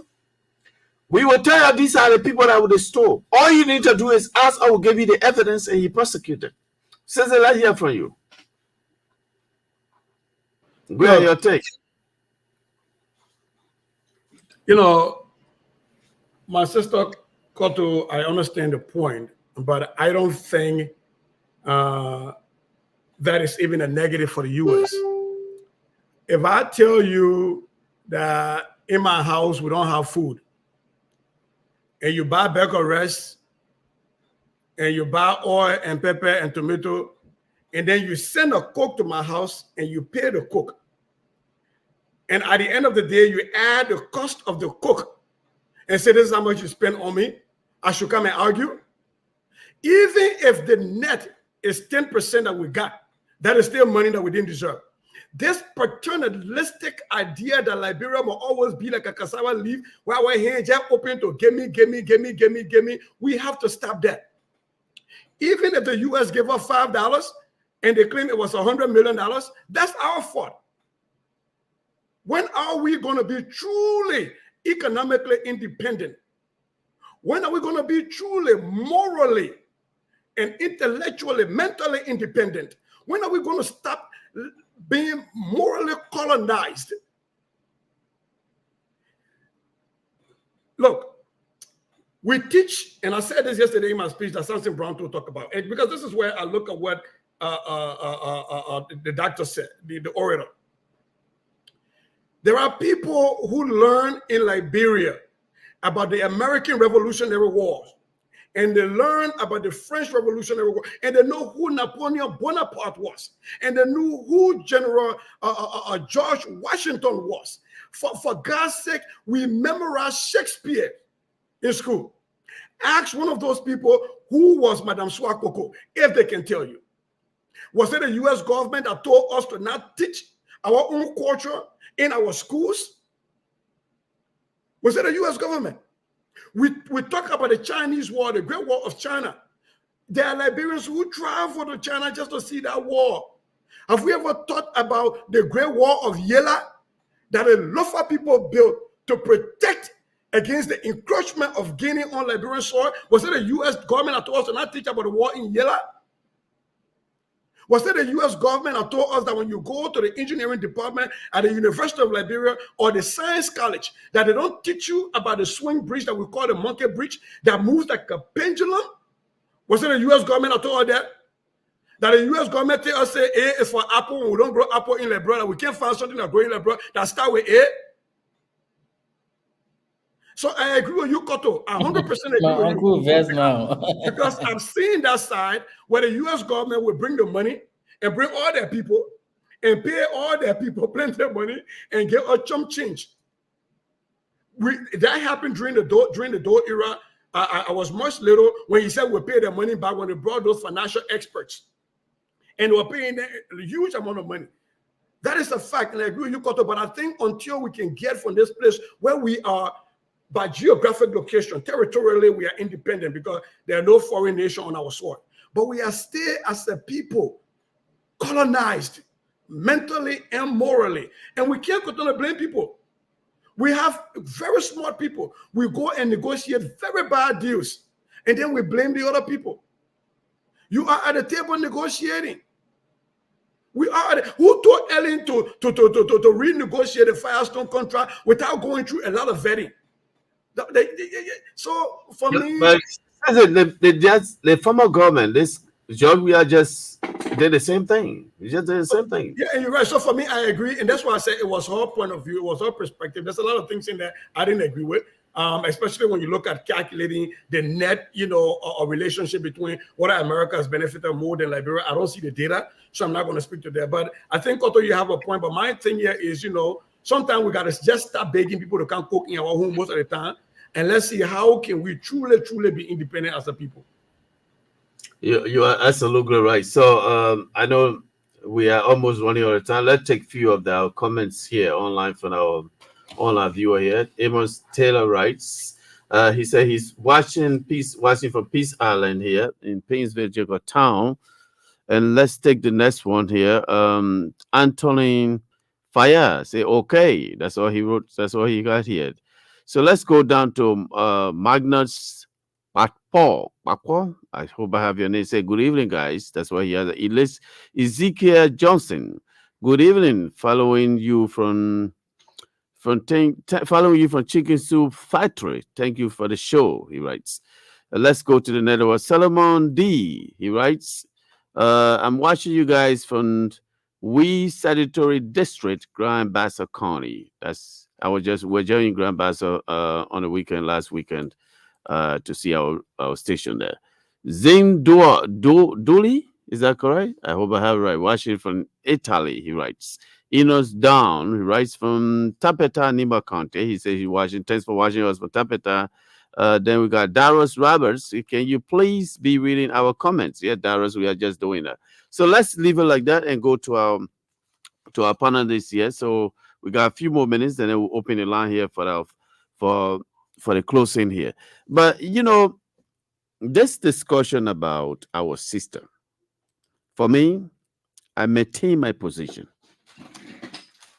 Everything that we have going on in this country, we created the problems. Absolutely, I don't find America to be a part of it. The way you decide how you want to live, how other people will treat you. We have decided in this country that lawmakers should work out whatever they want. They should make their own salary. They make more money than people in the United States. They do. We have decided here that each person will work out whatever he or she wants to work out with. We have decided in this country, when you want to prosecute one government, all in one government, now the people come where they are blowing their horn. You hear them talking about witch hunt. That's the usual African mentality. The way to have other people join and say, they want to come after me because I'm good. They don't like me. Witch hunt. When you hear they say in Africa, one of the things about this country I love so much that when I hear people say, where you try to go there where it's, that's corruption. I want to do some paperwork here. A little local mine, special assistant. And she's like, I'm going to bring $20 for us to get my paper through. Then I asked her, I said, what did she say? And he said, I said, tell her, say, that man's name is D-Flow. Zero on corruption. If she gets to say that word, I will reach out to her boss. Corruption, I hate that stuff. I hate it to the core. If I have to go to record somebody that say, you're going to get fired for corruption in this country, I will do that. So, in summary, I disagree with her. America is not the reason why Liberia does not have an overhead bridge. America is not the reason why there are more corrupt people here. America is not the reason why there are two justice kind of system here. Poor people go to jail and rich people get to go sleep at home. America is not the reason. Take care of yourself. Take care of your responsibilities. Solve your own problems and stop blaming the United States. That's all I have to say when it comes to this issue of this speech, because for me, it was just off. It did not make anything for me. In time immemorial, we hear people talk about corruption. People get to talk about, people get caught in the web. People get caught in the web. Let's go to this one question and look deeper into it. And for me, I will say this in the public. The last time I said it, and Vandela said, D-Flow, you put your neck on the line for Joseph Imaboka. I said, you don't know him. This old man, if nobody has ever thought or believed that this man, even if the justice minister wants to circumvent, to delay the case, if this old man will fire that justice minister, I trust Joseph Yima Boakai 110%. Whatever he wants to do for this country, he will do it. If our D-Flow get into trouble in this country, he will not say because D-Flow was talking for me, so D-Flow is my nephew, or D-Flow did this for me. He will say, I'll take care of him. Let him take care of his own problem. So let's look at the issue. And final question for us here is there anybody among us here who still has doubt that those guys, that the criminal justice system here, under the watchful eyes of His Excellency Joseph Yima Boakai, will just be another business as usual? Let's go to the Liberal. Thank you. I hope not, but our father, the father of the land, is a human being like any other person. He's now running the entirety all by himself. And he has people who he has invited to help him run the show. So who knows? So I'm not going to sit here and say that there will not be business as usual. But if everything that he knows about and everything that he talks about, then definitely there will not be business as usual. And that's what I keep saying to many young people, the young Liberians to be specific, is that when you have an older person, an elderly spokesperson, to be in this position, the first thing is, for me, I like to soak all of the experience out of that person and make sure those experiences benefit all of us. And then the second thing is, back home, and I'll just say this very quickly. Back home, and I'm getting ready now to mix the Crown English with the American English. Back home, they got what they call bush father when you're brushing the farm. They got what they call bush father. But at the same time, they have an older person who will be blowing the horn and singing, so that that person goes way ahead and he starts singing. And as he's singing, he's calling you your name. Then he call your mom, your pa name, your grandfather name. Then he asks a question. Is that the same people that I used to see that was doing such great job? Who is this one here? Where does he come from? Does he belong to this family? By the time he reached to you, deep flow, as I'm speaking right now, my spirit is in hot water right now. Because by the time he reached to you, when you see the aliens on the way, it doesn't matter to you. When you see Tom standing up because it will juke you, it doesn't matter. You go into that man brush. This is the way our old folks used to encourage the young people to do work for them. And this is what we have. The president is our father. We have to follow him. It doesn't matter what he's not going to take us to Paris to go watch Olympic. That's not what he's here for.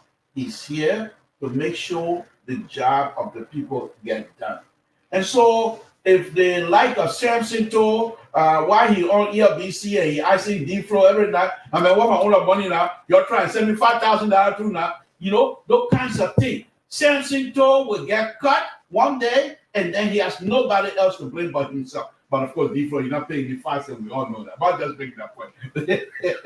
I'm just making that point. But on a very serious note, not at all. Taking this kinds of gathering to have a conversation.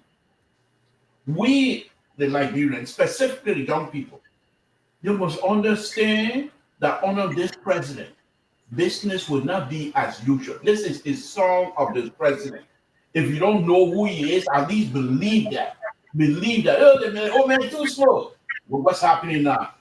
When the turtle and the rabbit start running, go ahead, through the rabbit ran. But the turtle always finish first because the turtle is smart and the turtle have the experience. And this is what we are. So to answer your question briefly, Diplo, no, we're not going to have business as usual because President Baka told us corruption is a disease. Corruption hurts the people ability to move forward. And he said, if African, and I'm just paraphrasing now, if African recognize that corruption is a disease and able to manage the resources, many people will benefit. And he believed that. And this is where he's going with it. Thank you very much. Thank you, the Liberal. There.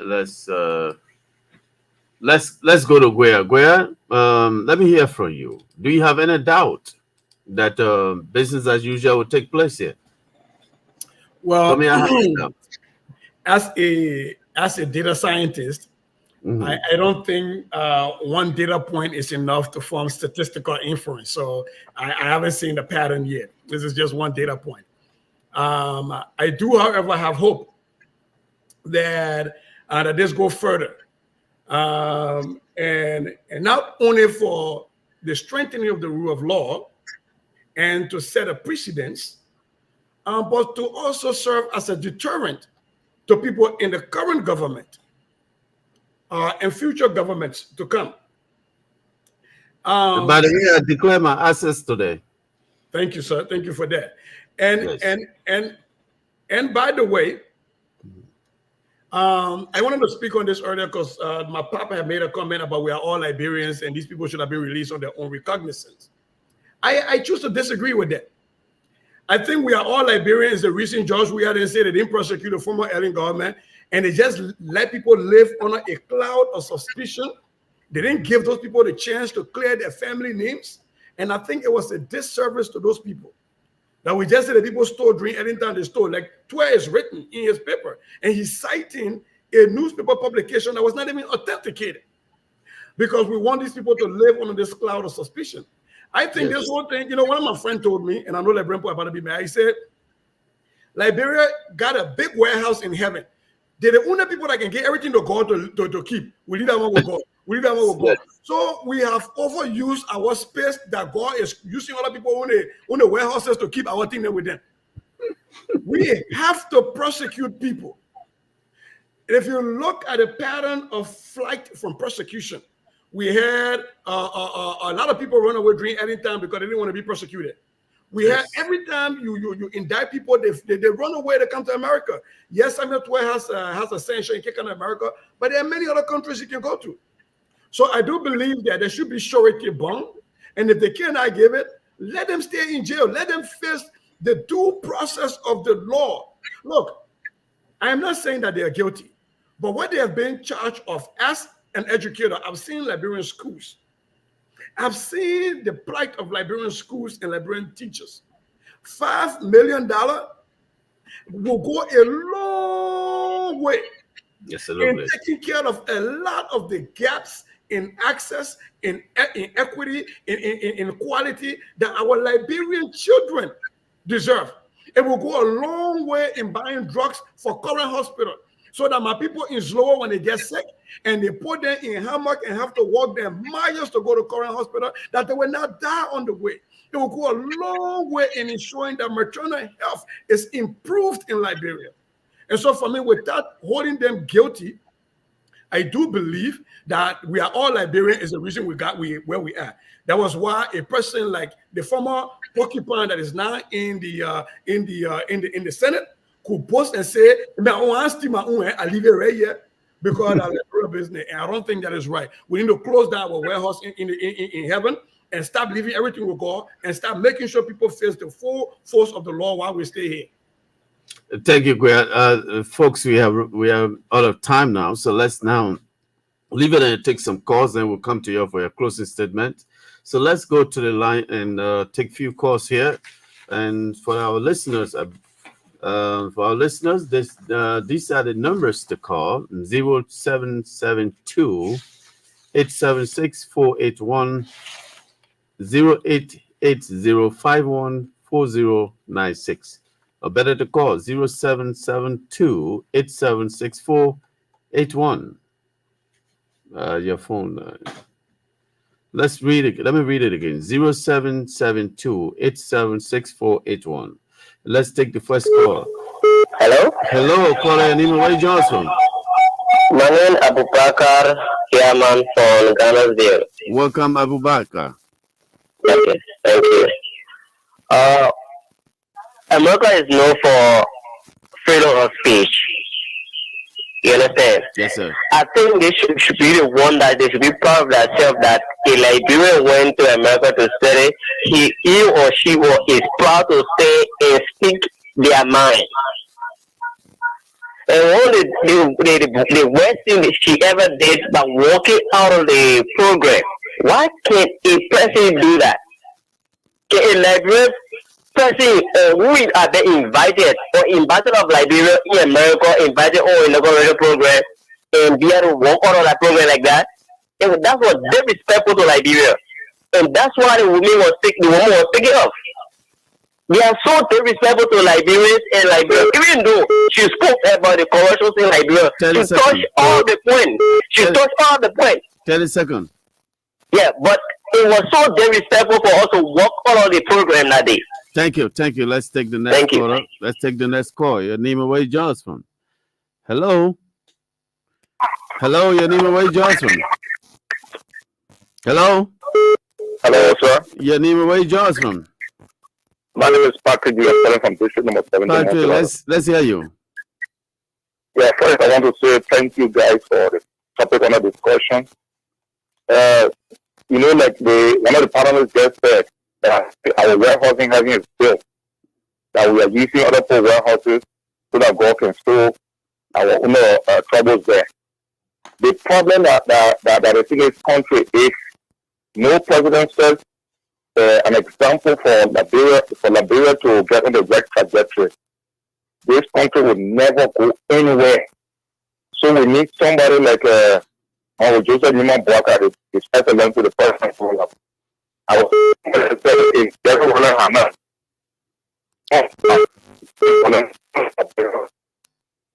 Thank you. Let's take the next call. Caller, your name is Wade Johnson. Hello. Hello, your name is Wade Johnson. Yeah, my name is John Numa, calling from Dora Mountain Community. Let's hear you, John. Yeah, thank you very much for the program discussion. And the issue you're on today, some of us text me what I woman said the other day. Why she must measure America in the top problem? We are also cause of our problem in this country. And in machine local, they are already represented, and we are elected to be represented for us in the house. Now they're taking more money in the country. They're taking higher pay in the country. Why American people or the whole part of the world is taking that pay? Liberia, we are having resources in this country. The money they're investing, they can put our salary and put our money somewhere for us to develop the country. But they don't want to agree. They always want to get a salary up. Always their salary will be up. So for they and their family, their family members, their children, take the same money, carry America, carry the different countries to go establish their affairs. But they lose the election. Let's take the next caller. Caller, name is Wade Johnson. Good evening, Iglo. Good evening, my brother. Welcome to the show. Thank you, Chief. And let me say good evening to the rest of the panelists. My name is William Covey, and I joined this conversation from District 30. Long time I've not heard your voice from Strong FM. You are back on EBC. So much, and this is my debut on the platform. I much appreciate you people for organizing this platform, this unique program to inform the Liberian people. Thank you very much for it. You see, for me, when it comes to oration, for me, I would agree oration about 75 to 80%. All right? Let's be clear. I hear people saying that America cannot be held responsible for our suffering or for our activity in this country. We should hold our government officials responsible. I do agree we should hold our government responsible. But again, our government officials are afraid of the United States because of this same action that they did by the Shasir. But somebody expressing their mind and you disrespectfully walk out of the program, you have two sitting African presidents. Right? So, I think that has been the problem that our leaders here have been afraid to stand up. Tell us something. Yes, thank you. Let's take the next one. Good evening. Okay, and good evening to the rest of the panelists. Good evening. Let's hear you. Okay, I'm a lot of section from MyGB. Welcome to the show. Thank you so much. The program tonight is so unique and it's so fine, and this is why most of us are calling and draw our concern. We are calling the three branches of government to be able to read address by the oration or the speaker, that is the original guest speaker, so that the three branches of government will be able to look at the pros and cons of this speech, and we can immediately begin working on some of the things we recommended, especially so our first branch of government that makes so much and gave less to the Indian government, which we call the civil servant. We make so much less in this country, and if you are 10 years, you can beat a shaking horse, when you don't have a kind of slow why to be able to train on in marketing. The training us slowly, and you can get your children cannot attend university while their children are attending the best of schools in foreign countries. So this is wrong, and then they be able to act now and act immediately. So that's my contribution to that. Thank you so much for allowing me to make contribution. We'll take two more. Your name is Wade Johnson. Good evening. Your name is Wade Johnson. My name is Louis Adolphus, and I call you from Puebla Road. Let's hear you. Yeah, my take there is the editor evacuating her career 65%. She was very attacked on the president at the U.S. Is it the U.S. that said that somebody was alleged of 30 million, and then the 10 president man said say she takes the blame? Is it the U.S. that also somebody was boastfully saying here that yeah, we still have all the money, but with the very Liberia? The only disappointment is the Shashi affair working, and we were not diplomatic. Well, our leadership in Liberia has been a problem for us. Thank you very much. Thank you. Let's take the last and final caller. Caller, your name is Wade Johnson. Hello. Good evening, sir. Good evening. Your name is Wade Johnson. I'm Pastor Sambaye from GSS Mayu. Let's hear you. You are the final caller for the night. Yeah, I think, and our auditor actually should not do mistake. What she said actually was right, and also I think our studio guest also he agreed with the woman, because if he's blaming our lawmaker, simply what the woman say is true, because she said America getting from us more than what we getting from America, and it's right. The ambassador here, what he's spending here, the expenditure to our government is very little, but our ambassador to America spending more money than the ambassador who is here. So at the head of it, in that other point, I think the woman should 100% right. Okay, thank you. Let's go to our panelists. Yeah, all right. Thank you.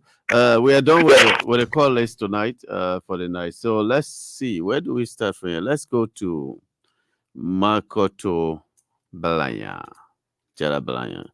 Makoto, we have 2 hours and 12 minutes. I know we took a lot of time trying to get our internet, not the internet, to get our technical problem under control. But let's hear you.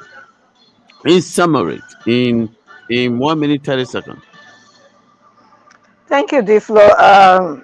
And I stand on my word that our church, the church affair, because I say our church affair because I'm speaking as an American, was very undiplomatic, because you cannot work on a program that was being disrespectful to the guests there and also our president. And you asked the question whether our president actually mean, and we stand by the justice system to make sure that these guys face the full weight of the law. And I still want to say yes.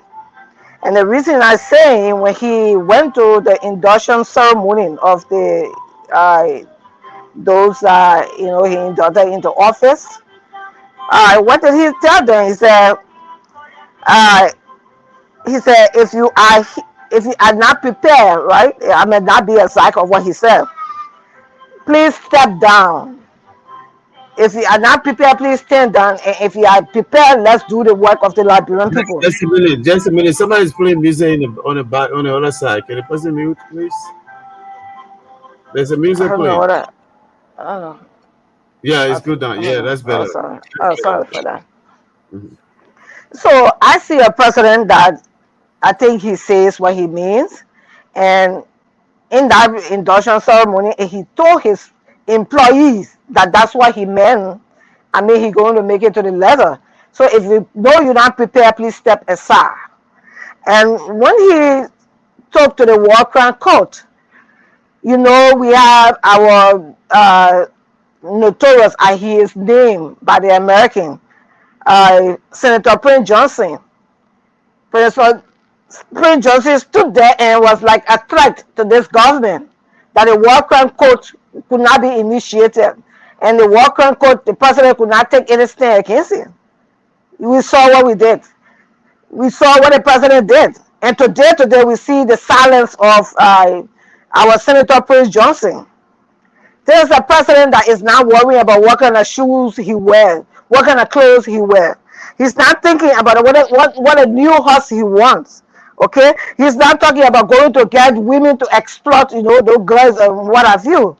And they have many to need, but because I'm time limited, and I want to say that once he can start the few, I know Sese said that there is just a drop in a bucket. They say a drop in a bucket starts, a fill of a bucket starts with a drop.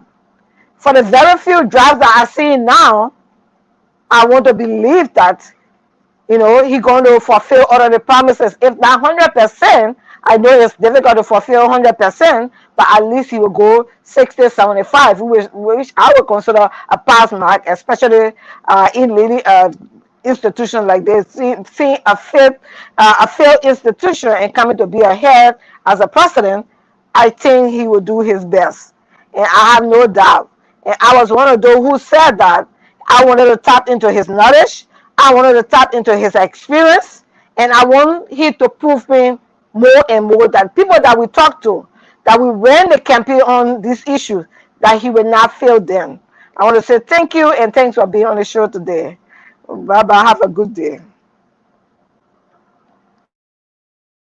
Done so far for our country.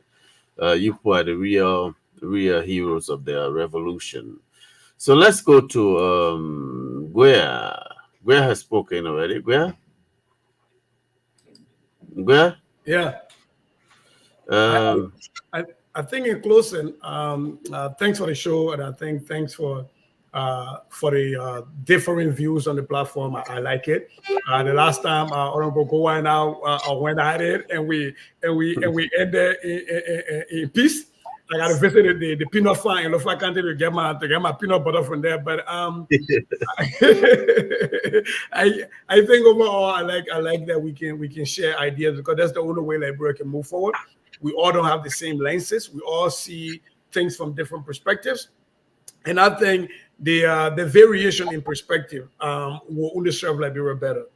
I hope what I'm seeing is the beginning of a new day in Liberia, where folks are given the chance to clear their name, and due process is the order of the day.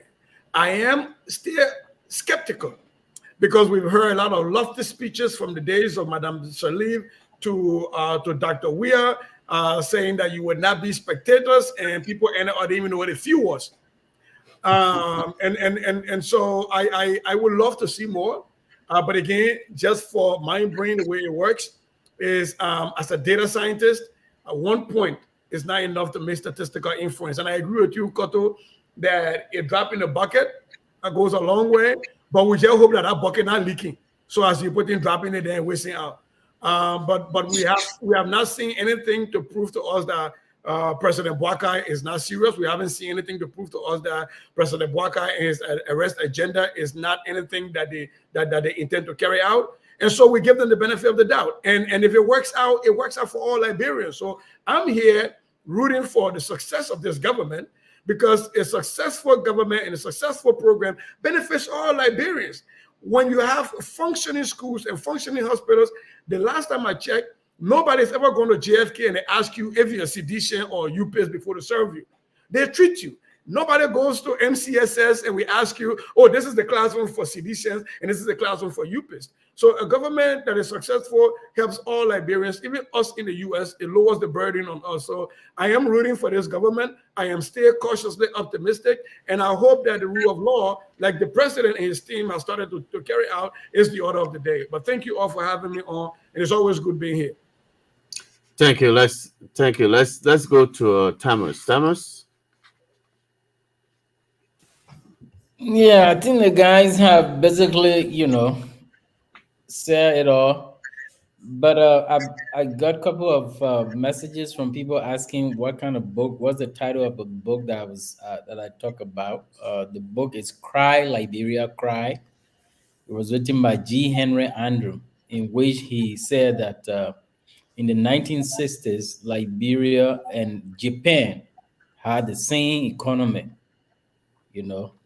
and in there you will learn a lot about what happened, how we ended up being where we are.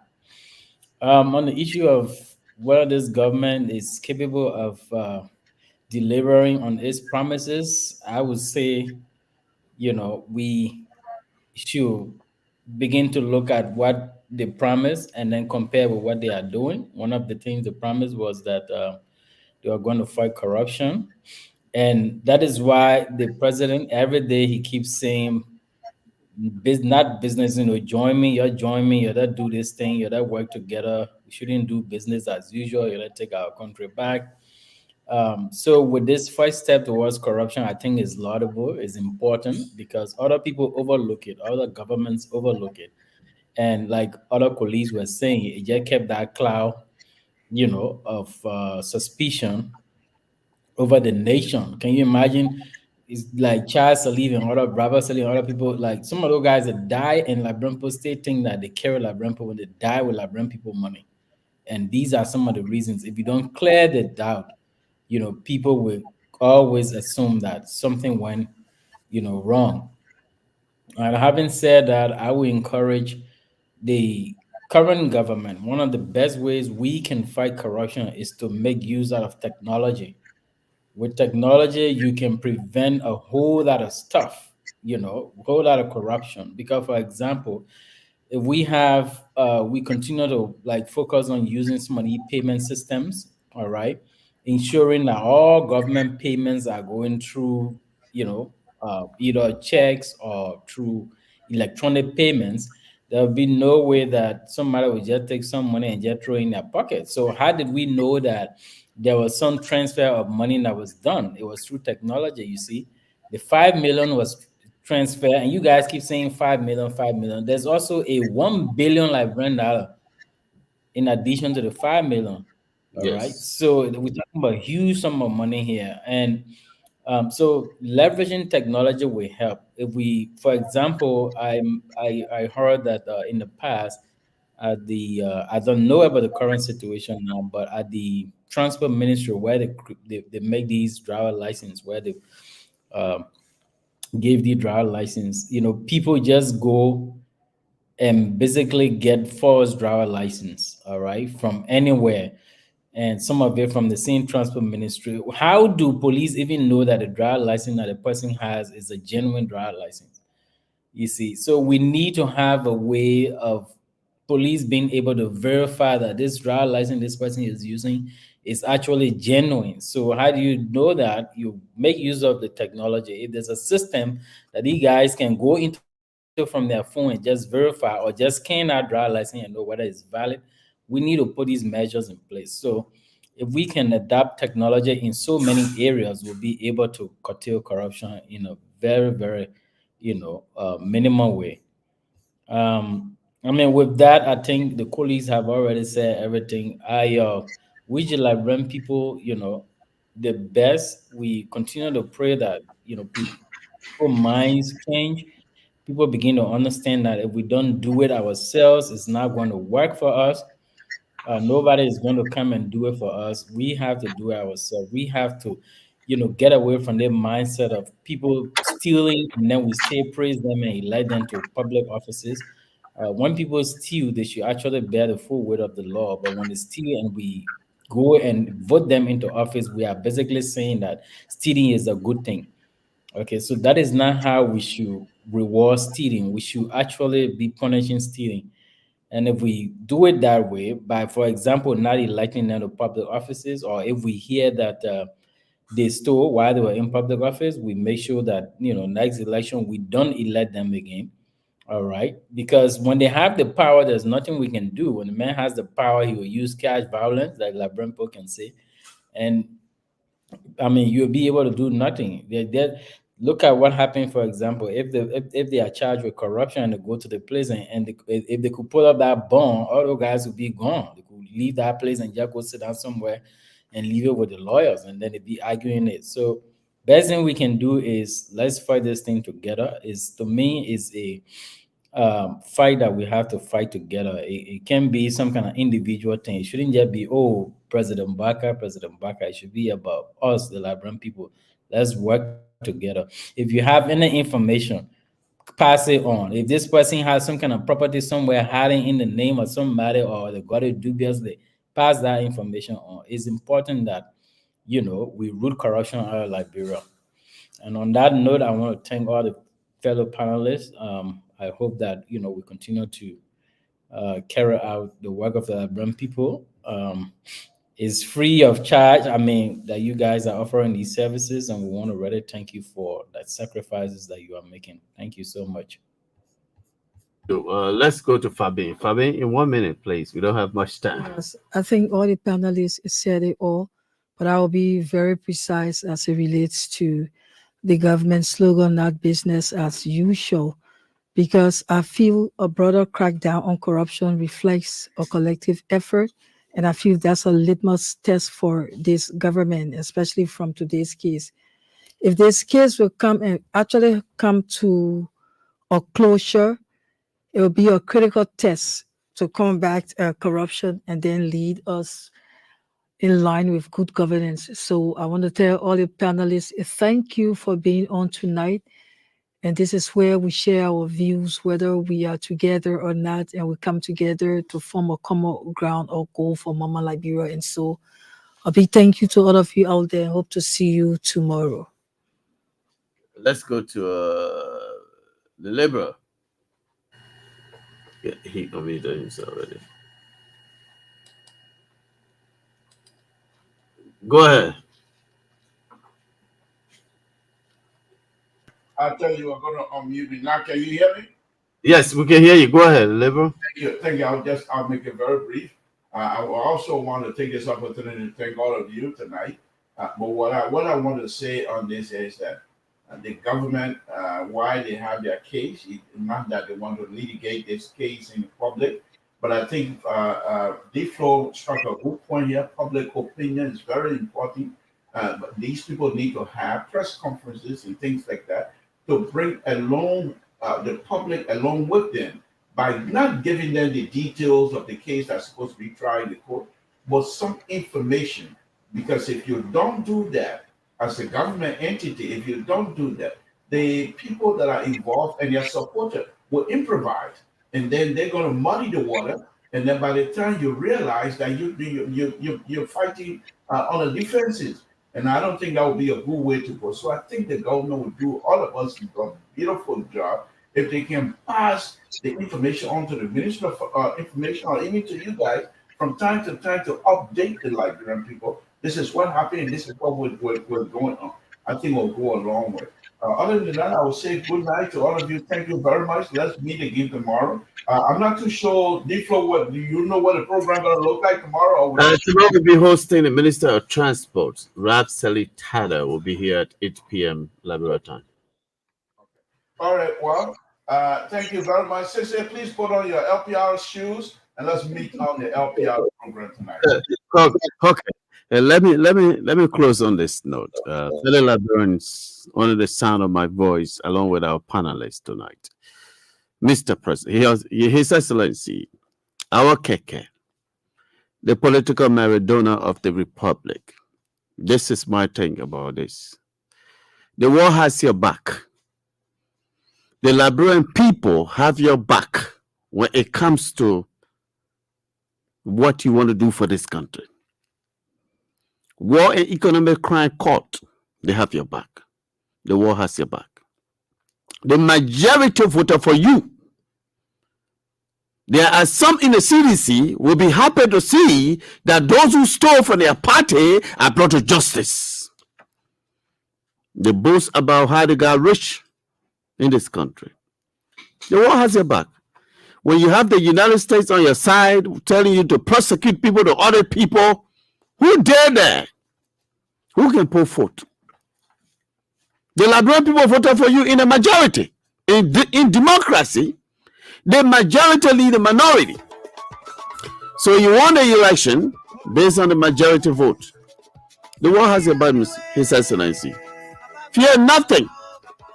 Just do the people's job. Prosecute them, hold them responsible, then they restitute what they have taken from this country. As we wind down this edition of Nightline Liberia, I want to end on this quote. Ask not what your country can do for you, but what you can do for your country. In the voice of our president, His Excellency Joseph Yimabwakait, Let's think Liberia. Love Liberia and together build Liberia. Good night, Liberia.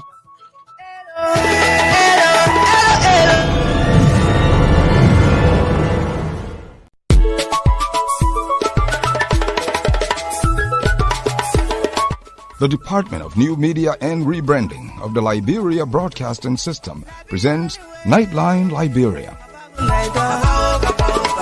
From the valleys of Liberia to the top of Wologisi Mountain, Nimba, Grand Kipma, River G, to the coast of Sino, Bassa, Bong, Riverses, Maryland, Margibi, Grand Cru, Bapolu, Grand Jide, and Monserrado. We present to you Nightline Liberia, a primetime talk show loaded with factual news, fresh information, not fiction. Nightline Liberia. We set the tune. We control the airwaves. We are the nation's pride, the biggest platform. Our panelists are some of Liberia's brightest and best political analysts from diverse backgrounds, like Vandela Patrick, Dr. Lester Zomatic Tene, Al Hussein Fadiga, Samson Brown Tour, Daniel Sando, and Eugene Lamin Fangon. Nightline Liberia begins at 8 p.m. with 60 minutes around the country, bringing you updates from LBS correspondents. Nightline Liberia's final segment kicks off with its panelists and pundits from 9 p.m. to 11 p.m. as they propound on trending national issues. Nightline Liberia. Ask not what your country can do for you, but what you can do for your country. When we work together,